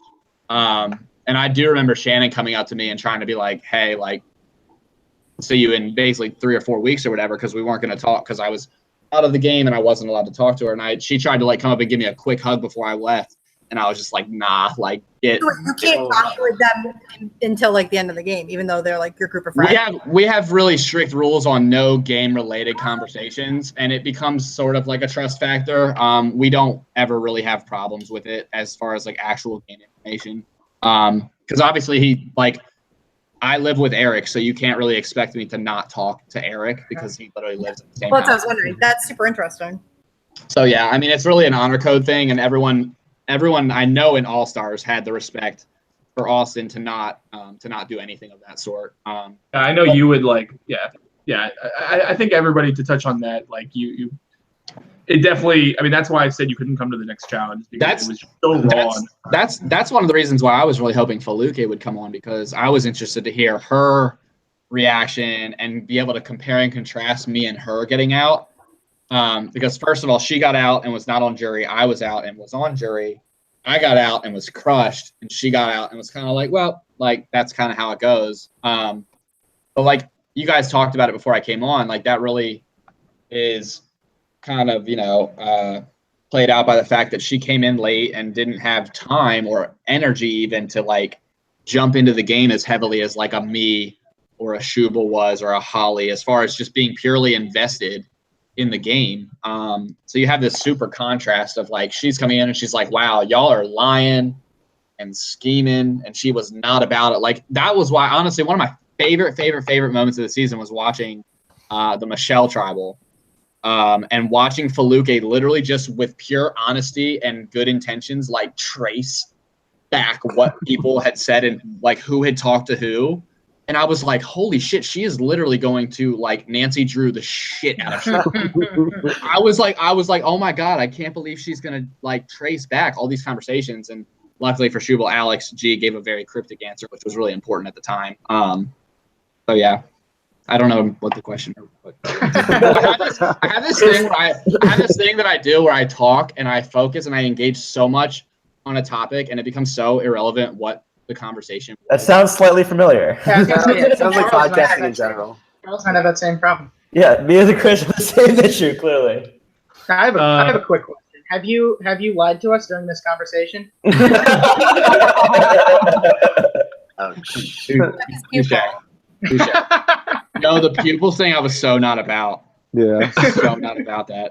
I had a follow up on Mel's, because I knew from Austin that if you're out of the game, you're not supposed to be talking with people that are in the game, and like avoid sharing information. But once you're on the jury, are you sharing information with other jury members? And like, did you need a break from that, or did you how serious did you take that right away? Yeah, I just want to make sure we don't go into. I didn't want to spoil. I'm not spoilers. Yeah, Austin, I know. Austin is so concerned. Austin is so concerned with my motor mouth that I'm just gonna like rattle. It's ridiculous because they're just gonna rattle off the boot list. No, I know, but I'm very averse, and you guys have. It's stupid because you guys have done such an incredible job for 3 years. But I also was. I was also on your crew for 2 years, so I think I know how to. I know. And so the winner of the season was. No, so yeah, basically like Austin started a jury group me that was just me and him, and I was like, oh, sup, Austin, thanks. There were some angry messages in there that I had to. Wait, there were angry messages before I joined? How would that? No. I was like, oh, be in there. I went Evan Blonde for a minute. Yeah, the funny thing you'll see, I'm going to touch on this, and this isn't a knock at Chris, but I'm too averse to this that I don't even want to risk it. That's fine. But I will say that you'll kind of see this in past seasons. I always did make the jury group meet, but the level of activity was pretty sporadic, or I had to encourage it, or it would happen a little bit, but not that much. This season, both in the group meet, people were really engaged, and also you're going to see the jury pretty much entirely show up to most of the tribals. And that was something that was really cool, to have them be engaged and to have them be actually aware of things that are going on. I would, I think a couple times, maybe if people had to miss, I would send out the video footage. I missed one. Yeah, and I think I sent out the video footage for ones I couldn't. But yeah, so it was a really cool jury interaction this season in terms of people were definitely sharing information, which sometimes means that information gets passed that isn't correct or isn't right. And but yeah. Okay, moving on from that. I don't want to. Yeah. My bad. No, you're good. I actually like the question. My end of that story was just going to be obviously that when the next player gets out, Austin just adds them, and then that's kind of like the build-up will go. But it's kind of like a real jury house. It was much more like a real jury in All Stars than other seasons. Like Austin said, in other seasons, like me and Nicole Locke were not talking about who we were going to vote for the winner together. It was nothing like that in my old season. Well, because that was my one silver lining. I was like, all right, at least LeCompte could be a really good jury foreman to actually get this discussion going. But on a really I didn't mean to invalidate your question or Chris's ability. I just literally felt myself tensing up, and it was so uncomfortable. It's funny. If I was as good at keeping Survivor spoilers as I was at keeping actual in-game secrets, I probably would have gone a lot farther. That's what I was gonna say when you said, the plan at getting Micah got out from a couple people. Was it really only you, or were we? And what made you decide to release that to Micah? To release to him that I had brought him up. There. He definitely had heard. I honestly can't recall who he heard it from. Gotcha. But at that point, I knew I had a friendship enough and a relationship in the game enough with Micah that I knew I could still go to this is me. I did a lot of things wrong. I'll admit that 100%. But my one confidence is my ability to talk one-on-one with a person. And it obviously doesn't happen 100% of the time. You see me falter really hard with Shannon. But I knew I could go to Micah, and my best route was to just own it and be like, look, man, you got to see why I would consider this. I've heard these things. I'm sure you've heard these things, but look, I don't want to go against you anymore. We need each other right now to make this play against Shubal, or in theory, Victoria. Yeah, I think that I think that you hit the nail on the head that we've seen so many people say in confessionals that they want to vote you out, but still not do it because there's something to be said about all Survivor. And I think it's a really underrated aspect of CBS Survivor is that when you make a really deep emotional connection with somebody, that they just find it really hard to make a move against that person. Yeah. My question is, what was your end game plans moving forward? If this vote had worked out and Victoria or Shubal goes home here, what's the next steps for you? So if you want the honest answer, and I think I've talked about this with Austin, is that's actually probably one of the more than any specific instance in my game this time around that I regretted. Let's go back to I don't know. I could just pinpoint specific moments prior to now that I regret, but that's also with hindsight. But there are points where can you repeat the question actually? Yeah. What was your plans moving? What was world? What was the plan moving forward? Sorry. I was when you asked that question, I went off on tangents in my brain. You and if we have a conversation, would be the most non-tangential conversation in the history of the world. we would solve world peace. So that was kind of one of the issues is that I don't know how much of a real end game plan I had. And as good of a player as I've been, or as athletic or as decent as I am at building relationship, whatever, I think my flaw here was that I didn't stick to my guns enough this time around. I didn't stick with plans. I changed plans. I went back on things I said. Now, a lot of times it still worked out. If you go back to the early episodes, first I wanted Ryan and then I wanted Alex, and it still worked out for me. I still got what I said I wanted. But I just never had a structured pathway or even multiple possible structured pathways. I was honestly, because of A, the number of relationships I had, and B, the number of times I had heard my name and how targeted I was becoming, I was honestly just doing things that I thought would work that Yeah, round. yeah, And I trying to know that survive. that's kind of like it can be a good way to play. Like Sandra, for instance, I think is a great person at that. Like she's literally just like, as long as it's not me, as long as I can get to the next round. Yeah, but she's a target a lot less than you were, obviously. So that She's works a a lot target, better when right. you're not scrambling all the time. And I think that's the thing is like, you go back to me in the very beginning, like my pre-game strategy, I told Austin, I was like, I think I'm going to try and lay low. And like, I already am going to have this perception of a target and a threat. And I remember him kind of like giving me sort of a side eye, and I was like, no, like I'm like trying to like really chill at the beginning. And like literally an hour in, you see I'm like structuring alliances of 5 and like pinning Ryan and Evan against each other and just doing the most at every point in time. And like so it's kind of one of those things where like you are who you are. Like you can try and modify. Like obviously I'm a lot less cutthroat this season, but at the end of the day, like you can only deviate from your personality and who you are so much. Yeah, you got to play to your strengths. I mean, to go back to Even Tony, if it means imagine that Tony jumped into a Survivor and tried to lay low and just kept calm and I mean, cool. not laying low did not work out for him also. So I think he couldn't do it in whatever that second season he was on was. I want to see Tony go in and talk about how he's all about honesty and integrity. And sit there and go like, I mean, that's the equivalent of Chris saying that too. I think that was such an interesting moment when Chris was like, saying that to Shubal, and Shubal was like, "Well, I can't believe that because you lied about your dog season 2." And obviously, what Chris was saying was very real. But you can't blame Shubal on the other side of things, being like, "I've seen you make that exact same move." So I think that's the thing that I think you kind of have to lean into this perspective what people have. It's the only way to kind of play it because no one's going to think differently from you because these are real things that you've done in the past. Yeah. And that makes it just so difficult to, no matter what, even if you're having a real heartfelt moment, it just is impossible for him to play that way, basically. Yeah. And I think the one part at Tribal where, this whole concept of separating friendships versus, the game, and Holly sticks to her guns and she's like, look, like I am coming in and my friendships are my friendships and the game is the game. And she's like, I'm very good at compartmentalizing it. And I'm sitting two seats down and I'm like, I know. And I just don't think I'm very good at that. And I think that's really kind of the epitome of my game. Let's take, All-Stars versus Outback. It was kind of the opposite. Like Maryland, Outback, I don't know if I left with many people that wanted to be friends with me because I just went through and I was like, I'm doing what I have to do. Like I literally told people in Outback, I was like, I am going to lie.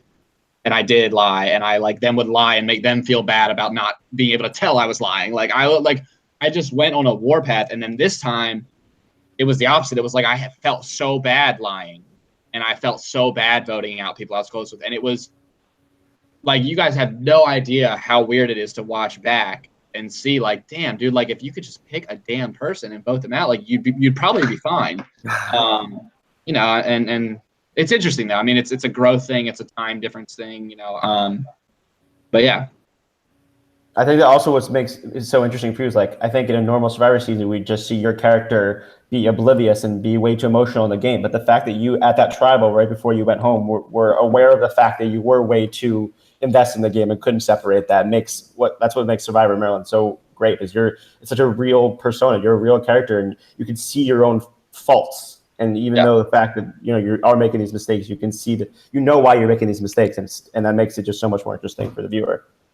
Yeah, I want to ask you a quick question because you talked about how coming in with the target, and we haven't talked about her tonight on the recap really. So I wanted to really quickly, but you and Victoria, in my eyes, were the two biggest targets that came into the game by far, and everybody had just come off the heels of watching Terrapin Trials, and people also obviously knew who you were. So in you playing with Victoria, I mean, first of all, I want to know what the panel thinks about what happened at the merge tonight with her. But I think that Victoria, at this point, we see her tied to Shubal, and she's talked in the episodes about how people are seeing her as a pawn or whatever.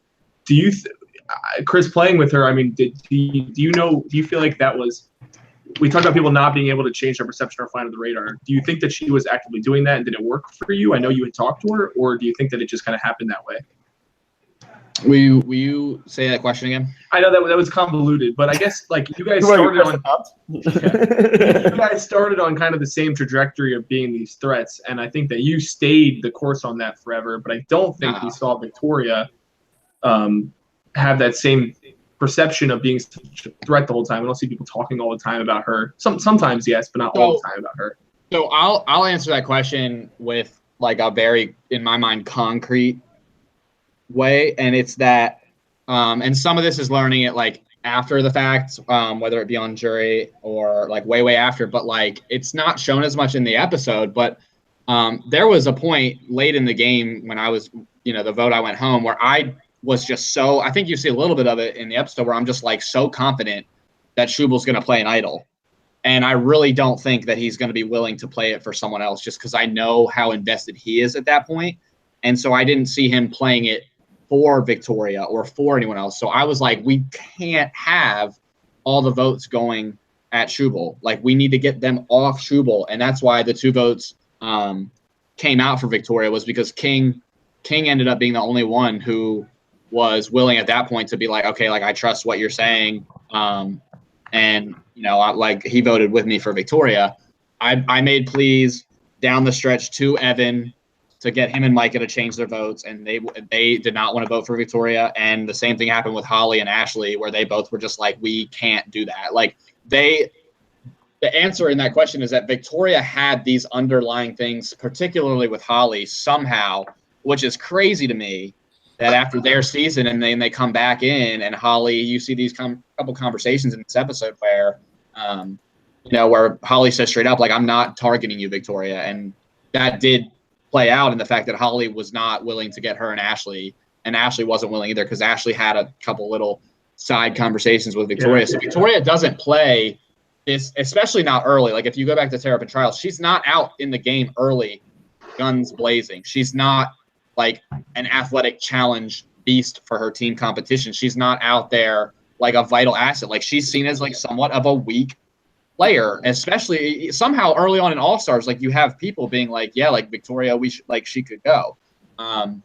And the fact that she's down the road able to keep people from wanting to vote for her sets her, like it's what set her up in Terrapin Trials so well to be able to pull off a move like she did against Holly. So I just think that her that night having 2 pairs technically on my side, like they voted not for me. When I say 2 pairs, I mean Evan, Micah, and Holly and Ashley.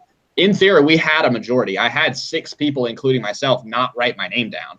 It just didn't work out. Obviously, the whole split plan was obviously a part of that too. But yeah, and I know you at moments you had these discussions about switching, and part of the reason I like couldn't show those things getting shot down is because like some of those last minute scrambling, it's just hard to get. Like we just didn't get it on film, and like I tried to hint at it with like Evan saying he's worried about the split and whatever, that there was this tension about whether they should do the split, and then it's falling apart at the end. But that was a real thing, and I think you're making some really valid points. And for people, I just want to put that out there. Like, there's reasons why things are shown and they're not, and in this case, it's just like there's not always the footage to do it. Yeah. No, I agree. Yeah, but that's a really good take. It's something that I had kind of forgotten about too. All right, it's 12:10. We're just getting started. Yeah, I'm ready for 3 more hours. I don't know what you're talking about. I think Felucca is coming on soon. I think we should go real quick around and do some predictions for next episode. Chris, I'm gonna not let you predict. Just like I wouldn't let you go to the challenge. I'm gonna say you can't predict on the next episode. That's fine. But everybody else, just want to hear your take. And I still think I can win the Final 10 challenge. And then so predictions, because we've talked about kind of alliances setting up and what you guys think happens next week. So let's real quick go and do that. And Sky, we'll start with you. Okay. I feel like Shubal's side has it for now because I don't see any reason for them to switch back. I'm trying to think off the top of my head right now, since you came to me first. Evan and Micah flip. Think quick, kid. Obviously. All right, Charles. Yeah, you tell someone not to be long-winded. And so, Holly. I mean, not to go with the boring answer, I feel like, do you go King here again for the 8th time in a row? Keep predicting it until it happens. You're going to be right eventually. Keep betting on red, it'll hit eventually. Or he's going to win. Yeah, I'll go King. Out next. I'll agree with that. I think it's going to be Evan. I think he's a much bigger threat in people's mind than King socially. I think we've heard if Shubal is the one calling the shots, if we think the five's going to stay together, which I agree with you. I think for a few votes at least, until people kind of might turn on Shubal at some point. I think they're going to stay together for a while, and I think if they do stay together, that he's much more wary of Evan than he is of Eric, just because of the connections and position that Evan's put himself in the game, rather than Eric, who I think was more seen as just being close to Shannon and to Chris, than having all these connections that Evan has and all these maneuverability that we've seen from Evan as well. Yeah, go ahead. Oh, sorry. I was going to say, I think it could be world's coolest aunt, Micah. No, don't you dare put that. I'm sorry, the world's coolest aunt will be out next. I don't want to hear it. No chance. You guys on still Felucca. love He Micah deserves after it. he's the one who flipped on Felucca? Wait, say it again? You guys still love Micah after he's the one that flipped on Felucca? Aren't you guys like Felucca stands? Listen, I was conflicted, obviously, but I mean, Felucca is gone now. I have to. Root for the person who took her out. Well, you know what? He did what was best for his game, and I can't fault him for that. They made it real teams that Was it Soka best for his Trio game? stands or Soka Trio stands until we die. Yeah, the Micah fans are a very loyal bunch, and we're not gonna fade just because of something that happened tonight. Still here, Yeah, still going. There's a lot to talk about them with them tonight, but I think This is- I think people who were talking about the Soka trio, well, besides Shannon, so Soka quiet. duo. Like, Hey, I said on the podcast, Soka Duo. well, for you did actually. Yeah. I'm Yeah, ready for this the was a big Evan episode and for Micah the trio. show. This is a quick Micah thing that was Do it. that I got reminded of. It was really cool for me to see it, but so this is just one of those moments me and Austin were talking about that don't get caught on camera because it's just impossible to catch everything. But obviously you guys talked about it before I got on, but there were points where I was like super clueless. Like when Eric in the episode told me that Felucca was a target, I was like, what in the world is happening? So Who do you think was going home before that? honestly, my whole push was to try and get the whole shoot. No, that was the round after. I was still pro Victoria because Victoria was continuously like this person I didn't talk to that often, and we knew we didn't trust each other. And so when Eric told me that, yeah, I was completely taken aback. And after the whole me not being able to keep my mouth shut after Holly naming Shannon as her target, I kind of was just like, honestly, like I had two people super mad at me, and Holly and Shannon. I was like kind of like deer in the headlights. And I remember on my way to Tribal, running into Micah. And so at this point I had heard from Eric and maybe one other person that I had texted or talked to that had mentioned Felucca being the target. And Micah was lying. That's when I say somewhere in the episode that I'm willing to vote Mike out because he lied dead to my face. He had stopped, and this was not a planned meeting. It was on the way to Tribal. And I was like, yo, what is the deal? And he was like, oh, we're voting Holly out. He was like, I just don't know if the votes are not there to get Holly. And the whole time they really had this whole Felucca plan. And I looked Micah in the eye and I said, Micah, don't burn this bridge with me if you don't have to. And so it was cool for me because then in his voting confessional, he talks about how he was like, wow, I've burned some bridges. I really don't need to burn any more bridges. So it was crazy for me to see that because that was just a huge moment where Micah only saved face with me because it got caught on, we literally ran into each other on the way to Tribal. So I don't know. It was very full circle with Micah for him to see, for me to see him talk about burning bridges in his voting confessional the round they did Felucca. And I ended up doing Felucca, obviously, not really out of any my doing. So very weird for me to not. You didn't distrust him after that? What'd you say? You didn't distrust him after that? Because then the next episode you went and just spilled this whole plan to him. Clearly you trusted him still after he just lied to your face about the Felucca vote. Yeah, and I think that has to be a connection that you have to assume drove kind of why I would be willing to do that. I mean, there were multiple other factors you had this whole dynamic early of the whole five guys, which was me, Eric, Jordan, Micah, and Evan. And within that, you have this mastermind. You give him credit where he's due. I mean, he wasn't clean all the time. He got caught and he tripped up, but Shubal probably played the most single hours out of anyone. He just always was doing things. And he's sitting in the middle of this me and King and Evan and Micah thing. And he's simultaneously trying to work with both of me and Eric and work with me or work with Micah and Evan, but also turn Mike and Evan against me and Eric and do all this shit. And so you have this point in time where Micah. Important point is the whole reason they didn't tell me is Micah and Evan thought that I would take this plan to Shannon, so that was why I was kept in the dark from Micah and Evan. The other thing was that going into the next episode, there was actually a whole there were like 4 different plans I wasn't able to show because there was a huge gap in those ones too. And first, you and Shubal had this agreement where Shubal was going to when you hear him say that he's going to take out some of your closest allies. This was so dumb. You guys had a meeting where he said he was going to go after Ashley, and you were going to go after, was it Victoria? Shubal sits me down in his Jeep Wrangler ass. He's like, look, Chris, he's like, look, I and my people, we're going to target Ashley, and you need to get your people and target Alex G. And I'm just like, oh, that's what it was with Alex. I'm just like, dude, what the fuck are you talking about? What are you talking about? You're going to target. And apparently he was actually serious at the time, which is like. Get you about it for a bit. But then you guys agreed on the Micah thing. And I think that was because you didn't totally trust Micah, but you sort of sat there and talked to King and realized that. It made sense talking to Shubal. And this is kind of where I think I got tripped up so many times is because when I would meet with people and talk to people, their targets started to make sense to me in the moment. And then I would go and talk to other people and they'd be like, oh, like we need this person. I'd be like, all right, you know what? Yeah, you're right. I'm going to go back and ignore completely what I said an hour ago to someone else. So yeah, I mean, sitting with Jordan and coming up with this common target of Micah when we both had reasons to want him out. And then obviously going back on that, that kind of provides some background to the whole thing. Right. Okay. Going back to, yeah, sorry. Look, that's fine. That's a good detour. But I don't know who was talking about there. I'll actually agree with Charles for the first time ever, probably, and say that I think maybe Evan might be the next to go. I just feel like we've been seeing the last couple of episodes how they're talking about how powerful Evan and Micah are. They both want an immunity now. They've both gotten an idol flu. I just feel like the targets keep growing and growing, and unfortunately, I think there's going to be some votes against Evan. But Micah will be fine, though, so we don't have to worry.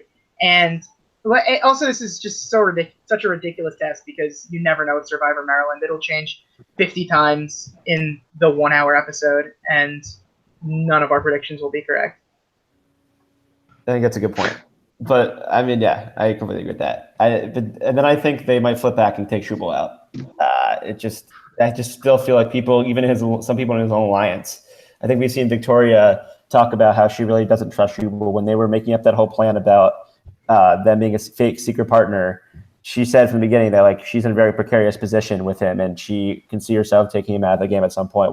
Even though she's going to lay low for now. So I think Shubal's still in a lot of trouble. But I completely agree with you about Evan's target growing, and I think Micah might find the idol and not give it to Evan. We'll see about that because we heard Micah talk about specifically that he just wants an idol, really wants an idol.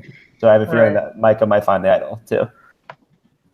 I feel like we need to settle this debate in the chat. How tall is Alex G? He's not 6'5". He's not 6'5". Wait, he's 6'5"? He's not. Varying reports here. I think here. Eric's the tallest one of the thing. It might be Micah. Micah might be the tallest. Oh yeah, Micah's tallest. Micah's taller than me. I think Micah's like 6'4". Yeah. Micah's like 6'4". Alex. Brandon's also. Alex tall. is not. Actually, Brandon is the tallest. I think Brandon. Yeah, I thought Brandon was tall. Yeah. Brandon, I'm gonna lay it out. Brandon's 6'5". Alex is 6'4". No, he's not. He's not 6'4". He's literally not 6'4". He's 6 foot 3.5. 3.5. 6'2", maybe. 6'2". Ryan. Also, we had Ryan Crowder. Oh, Ryan is like 6'5" too. Yeah. Anyone in the cast under 6 foot? Yeah, what is the average height of this cast? Shubal's 5'2". Shubal's 5'2". Shubal's 5'2". He's not 5'2". He's like 5'7". Shubal's probably like 5'7". Evan's like 5'8". Shubal claimed he was 5'9" tonight. I think. What else are we missing? Chris? Oh no, Chris Thomas is like 6 foot flat, 6'1" maybe. He's tall. He's not 6'1". He's like 5'11", 6'10", 6 foot. Damn, you just literally disagree with me. Scally, you could be a Survivor Maryland player. All right. 6. We'll have to do. Charles will be the unbiased observer doing measurements on the official NBA scouting combine. Oh, Friday. Chris Thomas says 6 foot. He's weighed in. All right. I said 6 flat. All right. Then he said 6'1". Okay. All right. This is completely derailed in the best way. Did everybody make their predictions? How about we make winner predictions? No, that was before my we, next thing. sign off? Winner predictions. Hey, how about you let Austin host the show? We've all seen enough of Austin hosting. I think we've seen it. We've No, we're seen just enough of getting you started. hosting. All right. Let's everyone stake your claims again. Mr. LeCompte, I'm gonna have to ask you to refrain from making a prediction here, if you don't mind. I also will refrain, but the rest of you, winner picks. I don't Clock your know. eyes. I feel ready. I'll jump in. I'm sticking with Shannon. She was my day one. The last time I was on here, I was wavering a little bit because she had a couple quiet episodes. But like I said, we've seen so much from her perspective. I really think that this is like the start of, oh no, Shannon's down and out, and then she's coming back, finds herself in this new majority, and I think that she's going to pull it out. All right. Similar to Scally, I'm sticking with Micah. He was my preseason winner pick. He was my first draft pick, and I'm going to continue to predict that he's going to win until he's either voted out or wins. Like Charles said, he's getting the idol next episode. He's proven that he's a comp beast. He's fine. He's got this in the bag, and I've never doubted him. Oh, side note, I was really hoping that Micah and Evan had misinterpreted the note and accidentally led Shubal to the actual That's really where I thought we were going. I agree. I could agree more with that. We didn't really talk about this, but that was the best part of the episode. Shubal just like ripping apart that note and how stupid they were. I was laughing at that. First of all, I'm pretty sure. I probably watched that about 70 times. Chris, did you know about the note before? That was so funny. He pointed out 3 different like spelling mistakes. He's like, I'm really concerned that they think that I'm this stupid. Shubal's response was also so perfect. He was like, so good. He was like, it makes me want to keep them in the game that they're this bad. Yeah. All right, more winner predictions. I have to go to bed. My gut says Shannon. My heart says Micah or Shubal, but I'll go with the gut, which serves Survivor people right? So Shannon. Okay. I guess. I mean, I didn't love Holly's edit this episode, so I really cannot pick anyone other than Holly here. No one's going to give me credit if I switch off Holly, but I want to also say that I think Chris T is moving up quickly. He's probably in that second hole for me now, and don't sleep on Victoria.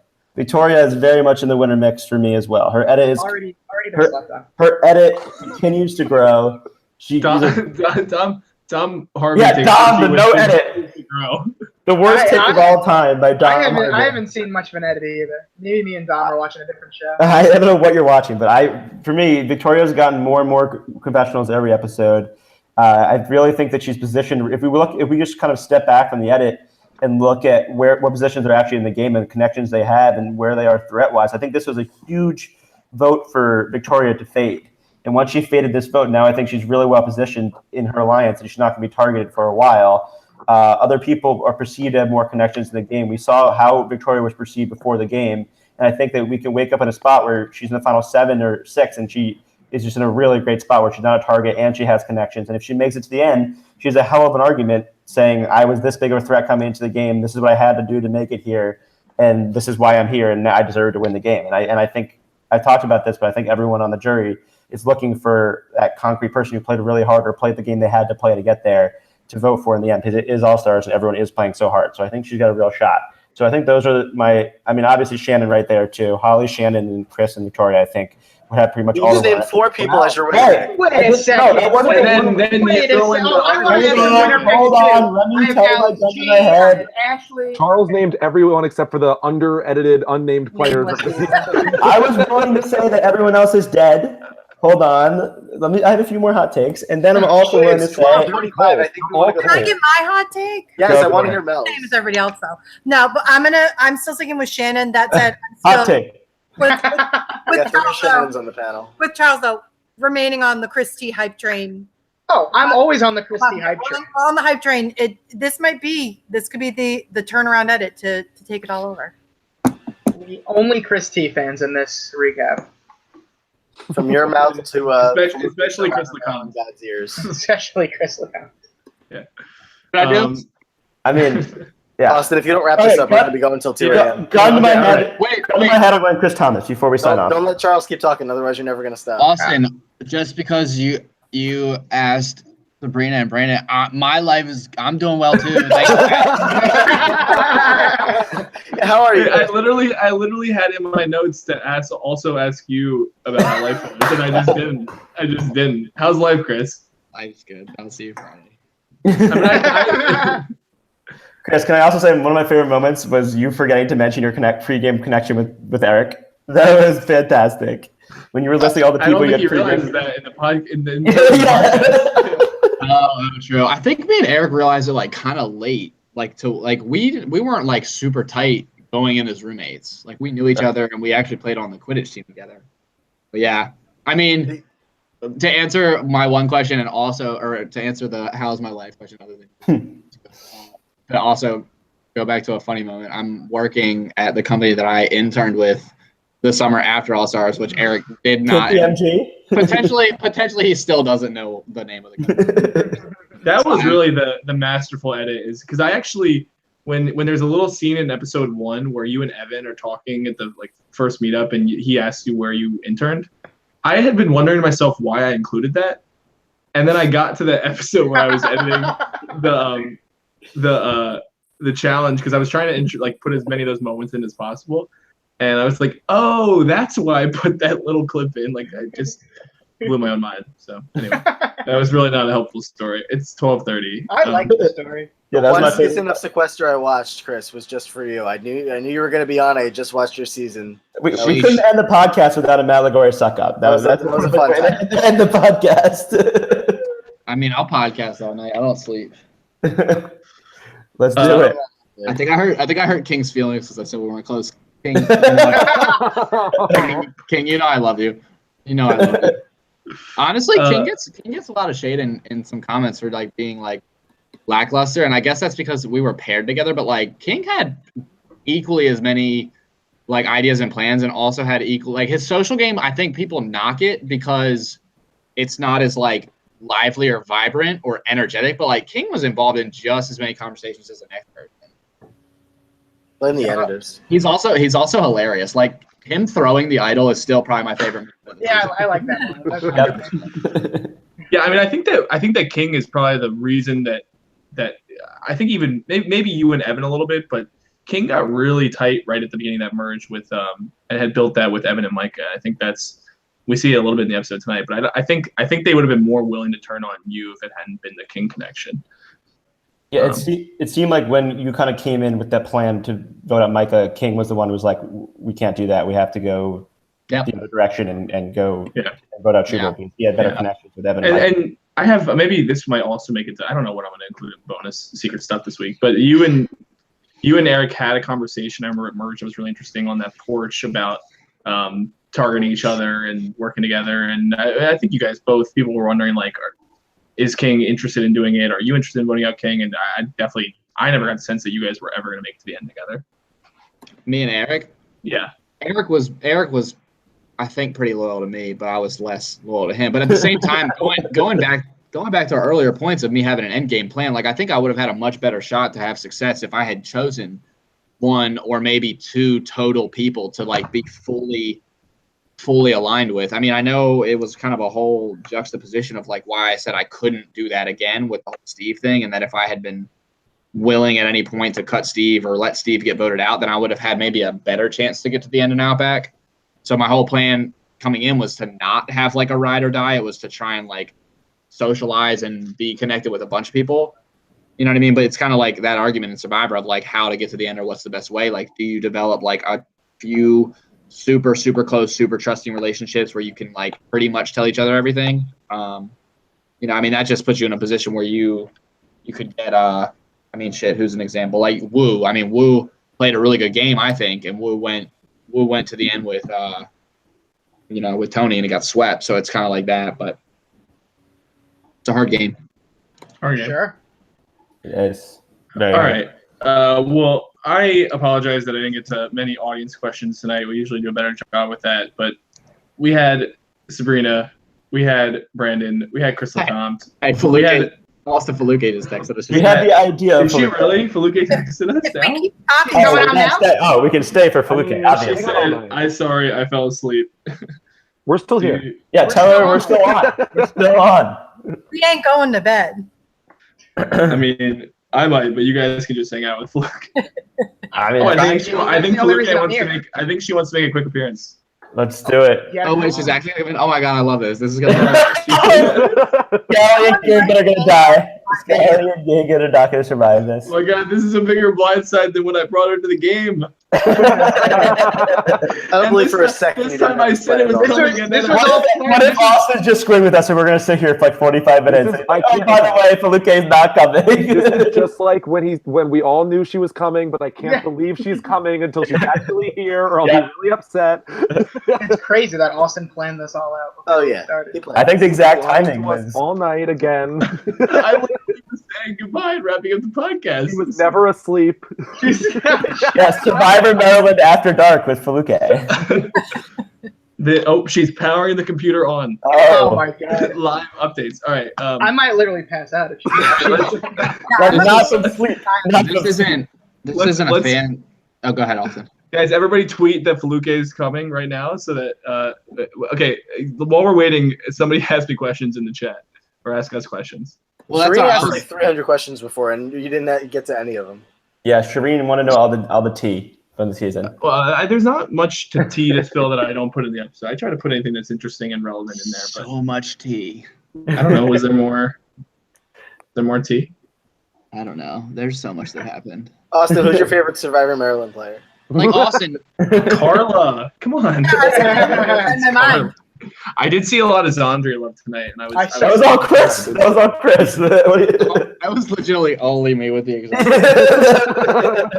I appreciate that so much. When do we get the Amazing Race version of Survivor Maryland? Like the CBS one. More importantly, when does someone from Survivor Maryland go on Survivor? Wink, wink. Oh yeah. I'm waiting for I don't it. know. Chris, you've applied a bunch of times, right? I've applied once. Much. Oh. Whole bunch of times. That sucks. I would love to see you on there.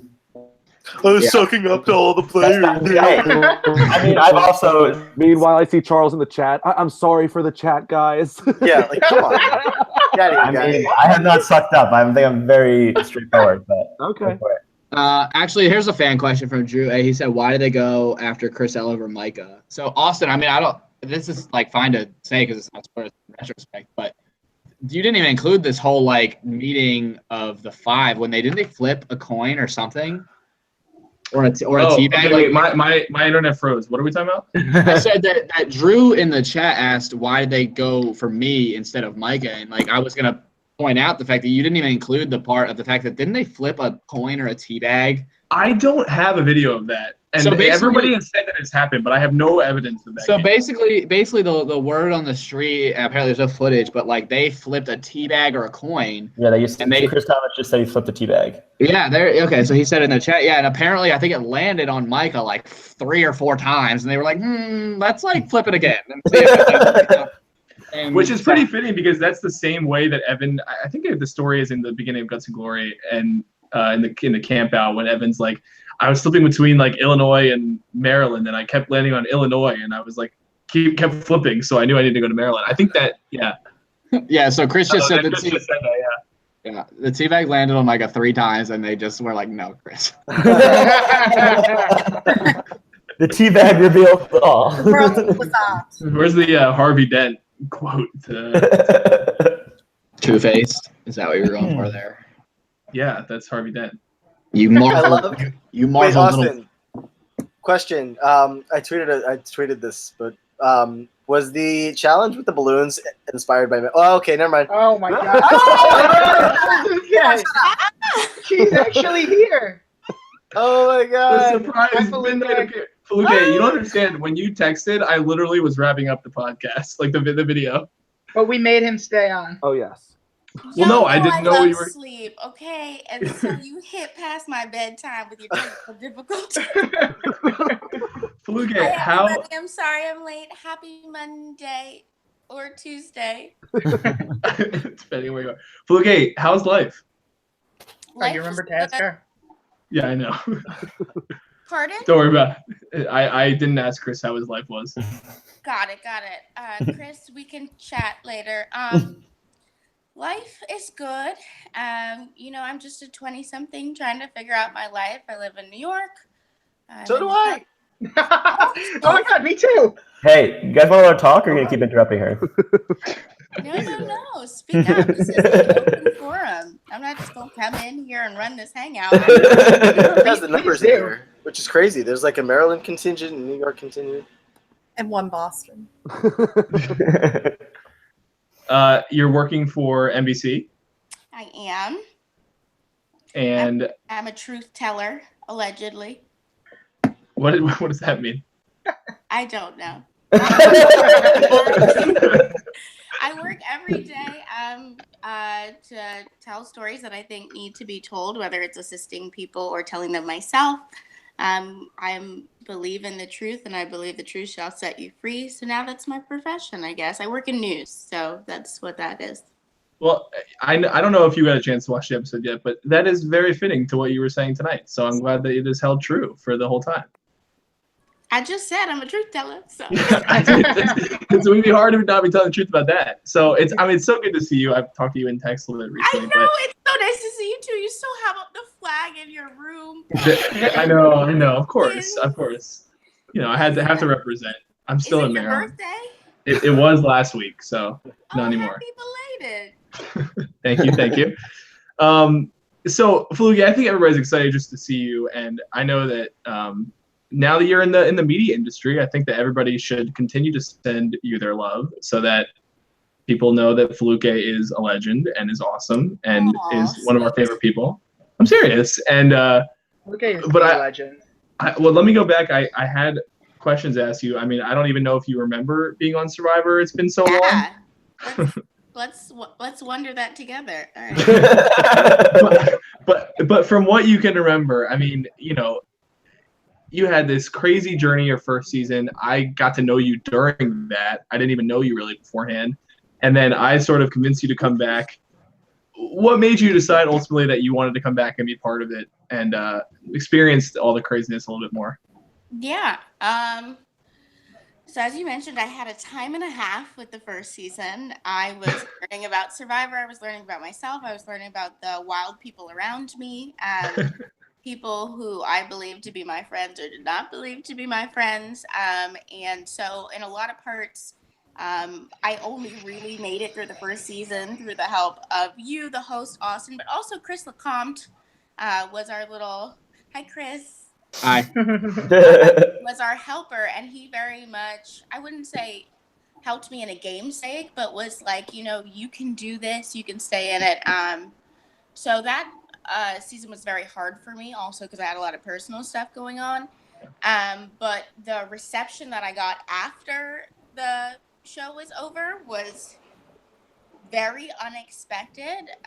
But a lot of people reached out and said they enjoyed me, or they enjoyed my personality, or they enjoyed the dynamic that I brought to the show, which is excellent. I think you should always try and match your purpose to your personality, whether it's in a small way and doing an extracurricular, or in a large way and finding your career path, or maybe giving back to a philanthropy.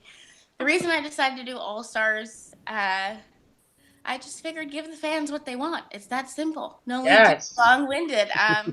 I feel like I wasn't able to do it at first because I was doing a lot of internships. I had a couple jobs and I had a capstone project. But when I felt like that was more manageable and you offered me the chance to pop in, I was like, messy. I love it. And I thought it would be nice to see everybody again. I had heard Holly was in it also. I think that was a big driver for me, as I wanted to help Holly. I don't remember if in this episode I feel like I was like, I gotta save Holly. Yeah, no, you did. You did the relationship with Sean. So yeah, I definitely feel like we had built a strong relationship, and I don't regret joining it the second time. I think watching it a couple of years later after it happens is weird because we're not in college anymore and people are like, oh my god. But it's definitely one of the most unique experiences I've ever had in my entire life, and I believe that you just have to be spontaneous and life will take you where it takes you. And there was a reason I needed to do Survivor whether it was to be more resilient or to meet some of the best people on the University of Maryland campus. How'd I do? Guys, Great. Can I just really suck well up? said. Can I just suck up to Felucca for a second? Oh God. Hey Felucca, just wanted to let you know that I'm a really big fan and you're my favorite player, and I'm very excited to be talking to you right now. I'm very excited to be talking to you. Oh, that means the world to me. Did Austin freeze up on us? Is that what's going on? I'm gonna be smiling for the rest of the week. Yeah, I think Austin froze up on us. Well, Austin's that's such a, okay, all what- worth it. You can Austin's bring a flake. smile to one person's face. That's it. Felucca, are you in New York City? Are you in upstate or? Yeah, so I work in New York City. I live in Brooklyn because I'm a hip young person. And, yeah. I had no idea you were right in our backyard. Matt and I are Long I'm Island. probably your neighbor. We probably share a wall. Probably. Except they. So I can't tell if Austin, are you unfrozen? I'm about to host. My computer just died. Yeah, I was gonna say, let's just have Chris take over. You lost your chance. So here's my stab at hosting. All right, so Felucca, here we are in the arena on the campus of Survivor Maryland, and you're coming in late to the game. How do you feel coming into this game knowing that you don't know anything about anything? Oh, well, I feel like I came into life not knowing anything about anything. But I made a way, and so I think I was fine with it. Like, I knew going to television there, so when I walked in, I could hear the type of music Austin would play in the background, and like the gasping heard around the world 2 years later.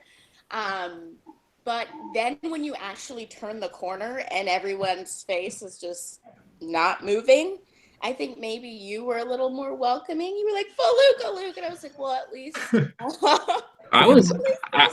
I remember being super excited. Like, I had no idea whether we would work together or not together at that point, but like that was the biggest blindside. That was even more shocking than me like leaving or anything that had happened, was like seeing you walk up, because at no point in the first 5 weeks did I consider that anyone would come in. And so like seeing you come back, I was like, yes, this is exactly what we need. I don't even care if she gets me out immediately.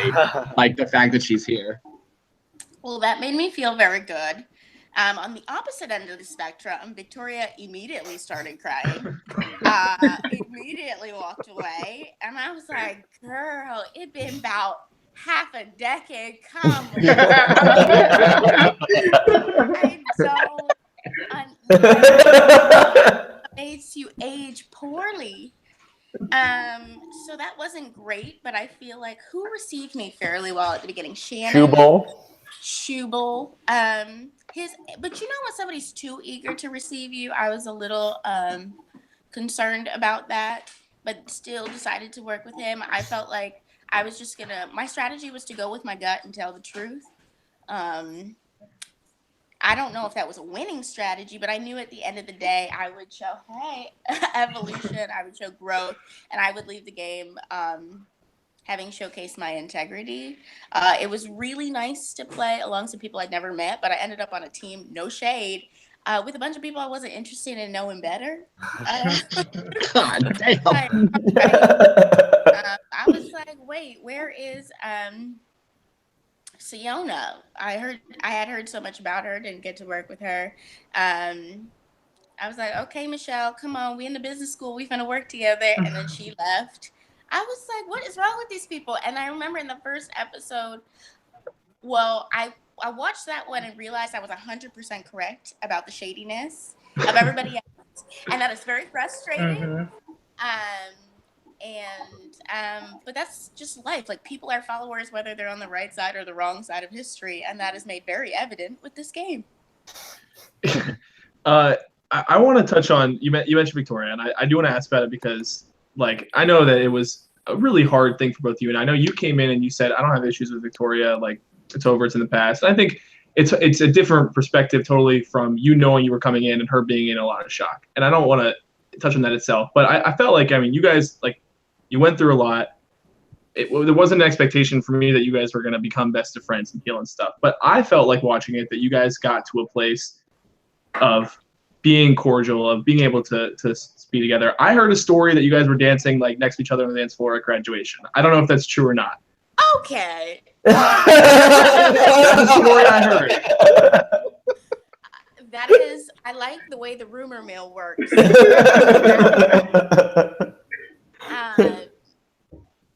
I think forgiveness is a lot for yourself and not for other people. So I had forgiven her a long time ago. We see each other frequently. In fact, one of the reasons why I was so disappointed in her character and her choices was because she used our mutual friends during the game to what I like to call, and here's the tea, folks, cheat. You know, I wanted to take her to the finale, as a lot of people know, I wanted to have us to be the last people at the end. But when I had told her that, she had like a conniption because she said I was stupid and she didn't want me to be the person running the game. She did not want me to be taking her to the end. And so, one, I thought that we were friends IRL. Much like I thought that Zach and I # throwback to Zach. I don't know what he's doing now. And to see them for the sake of, I don't know how much we won, like $100 and internet fame, be despicable and to turn against a person that they, which I thought we had something in common, but instead they thought I was stupid and loud and all these other things. I was like, nah, fam. Anyways. Long story short, I don't think especially, I mean, Victoria, I don't think that's how she felt about you. I think that it was I think it was a really messy situation with the friends. I think that's a fair point you bring up. But I don't think she felt like you were stupid and loud. Really? Because she said that to me while we were waiting, and she had to pee. And she realized her bladder was weaker than my strength. My hang on. Her bladder was weaker than my intellect. And she had come to a very realization that she was not going to be able to take herself to the final. And so she had quit the game when we were at the Compass, which I don't know if that was portrayed. And so I had no choice but to take Terry to the end. And Terry was the only person who approached me who said, hey, here's why I want to go to the end. She did not speak to me from the time that she wet herself. So I didn't feel as though it was appropriate to take her to the end. Real talk. Now, the girl probably made it to the bathroom. I'm not saying she or anything, but I'm just saying that's what's tea. That's the tea. I love the tea. Incredible tea. Outside of that, when I came back, I was disappointed to see such a strong reaction. But as y'all saw, the girl ain't speak to me in about 2 years, but could keep up with what my social media handle was. Which is why I always love to say the opposite of love is not hate, it is indifference. I can't tell you what her social media is. I can't tell you what she's doing, but they always want to check on you to make sure you're not doing better than them. That's a fact that was proven. And now about the dancing at graduation, again, we had a mutual friend. They had a graduation party. I am, if you couldn't tell from the series, the life of the party when I go to parties because I like to dance. And if we're having a good time, it's positive vibes. I'm about it. And I didn't dance with her. I danced adjacent to her. And she did not scowl at me. She did not throw a pillow at me. And she certainly did not stab me in the back that night. So I was able to twerk in peace. You may not. What was the quote about the dance or the Matt? What's your Twitter bio? Yeah, let me just find my Twitter bio real quick. What is? Does Felucca remember what she said? That was an amazing quote. That was one of the best things ever. I believe I have it in my bio word for word. Felucca, I don't know if anyone's ever told you, but you say some pretty awesome stuff. Yeah, like in middle school, I may have arrived to the dance by myself, but I always won the dance contest. Just saying. Did I really say that? Isn't that so lit? It's my life-defining quote. I probably didn't even mean it to be deep because that was just the fact. Like I was by myself. You just won a lot of dance contests and you were proud. I did. I believe it. Just not with Victoria. I don't know what her background or her superlatives were. But if I'm guessing, I don't know. Maybe she was, I would be fronted if there wasn't a lot of admiration that I have for her. She is a smart person. She is a focused person. I mean, I am driven towards people who I find positive characteristics about. I'm often driven towards strong women, and that's why I think I bonded with her. I really wish her the absolute best of luck, and I'm sure she's somewhere changing the world. I'm sure she's making it a bit. She probably in corporate. Are you talking about Shannon? No, I'm talking about Victoria. Sorry, I'm like in and out. I asked that because I have a message from you from Shannon. She said hi. Do you really? Yeah, and she said that she thinks you still think she voted for you all these years later, but she wants me to tell you she. Child, I don't even remember what happened. She said it like somewhat jokingly. I think she was just excited that because I told her you were on the recap with me. Oh, Shannon's a wonderful person. We bonded immediately. I think we both have like an effervescence about us, about just listen myself. She's also, again, a strong woman, has a lot of strength, has a background in serving this country. So we bonded, but I also, no shade to Shannon, and I feel like maybe I've said this to her, maybe I haven't. I felt like she was allowed her like affinity towards other people to rule her judgment. I don't think when I was in the game making a lot of judgments or swaying people. And for me, I'm a Scorpio as well. Like loyalty is big, and so at the end of the day, I appreciated the time I spent with her. But once I felt like she didn't have the mouth to speak up for me, I was like, okay, fam, see you on the block. Like, see you on the quad when I see you. And didn't she date? Oops, sorry. I have a quick That's question. Shannon, love you. Thank you for the message. I hope all is well. Wait, Scal, you had a question. Sorry. Yeah, no, I know. My computer like died for a bit. Sorry, it like would not hold a charge. We're good now, I think. All right. So I know Felucca said like she's seen like the online like fan love and everything, but one thing is, are you aware? So I know like at least one contestant from CBS submitted a highlight reel of yours to try to get you on the actual show. And so were you aware of that? Would you do the actual show? Oh. Say yes. You got to give the fans what they want. I know. You know, this is an interesting question. I was talking to Austin about this the other day. I didn't realize that the person who made the reel was actually on the real show. Yeah, I think she's in the chat. And I was like, oh, okay. I think I'm just really glad that my personality speaks to a lot of different people. I think if it's in demand, it would be something I would be open to doing. If it served a purpose, whether it was on Survivor or whether it was, you know, on The Amazing Race or something. Like if I found something that suited my purpose and maybe had the right amount of coins, I would be open to it. But right now I'm interested in really being in the enterprising world of this business, which is running it from behind the camera, producing it. But I am open to on-camera opportunities. Are you trying to be my agent? Anything to hang out. We'll talk. My people will talk. Sounds good. Well, speaking of which, I wanted, we can, for both of you, for Kristen season also, where can people find what you're doing, especially with you doing media stuff, Felucca? Where can they check you out? Yeah, they can check me out at Felucca Fiasco. Not to self-plug, but here we are. My hashtag is #Don't Apologize for Living. So I usually put a lot of my content there. I also am a contributor at NBCnews.com, mostly for our diversity verticals. So NBC BLK, NBC Out, NBC Latino, and NBC Asian America. And yeah, if anything happens, I'll let you know. I feel like there's some very exciting things around the corner. So I hope that I can hijack the Survivor Maryland fan base. Yeah, millions of people are. Hey, small but mighty. People are asking over and over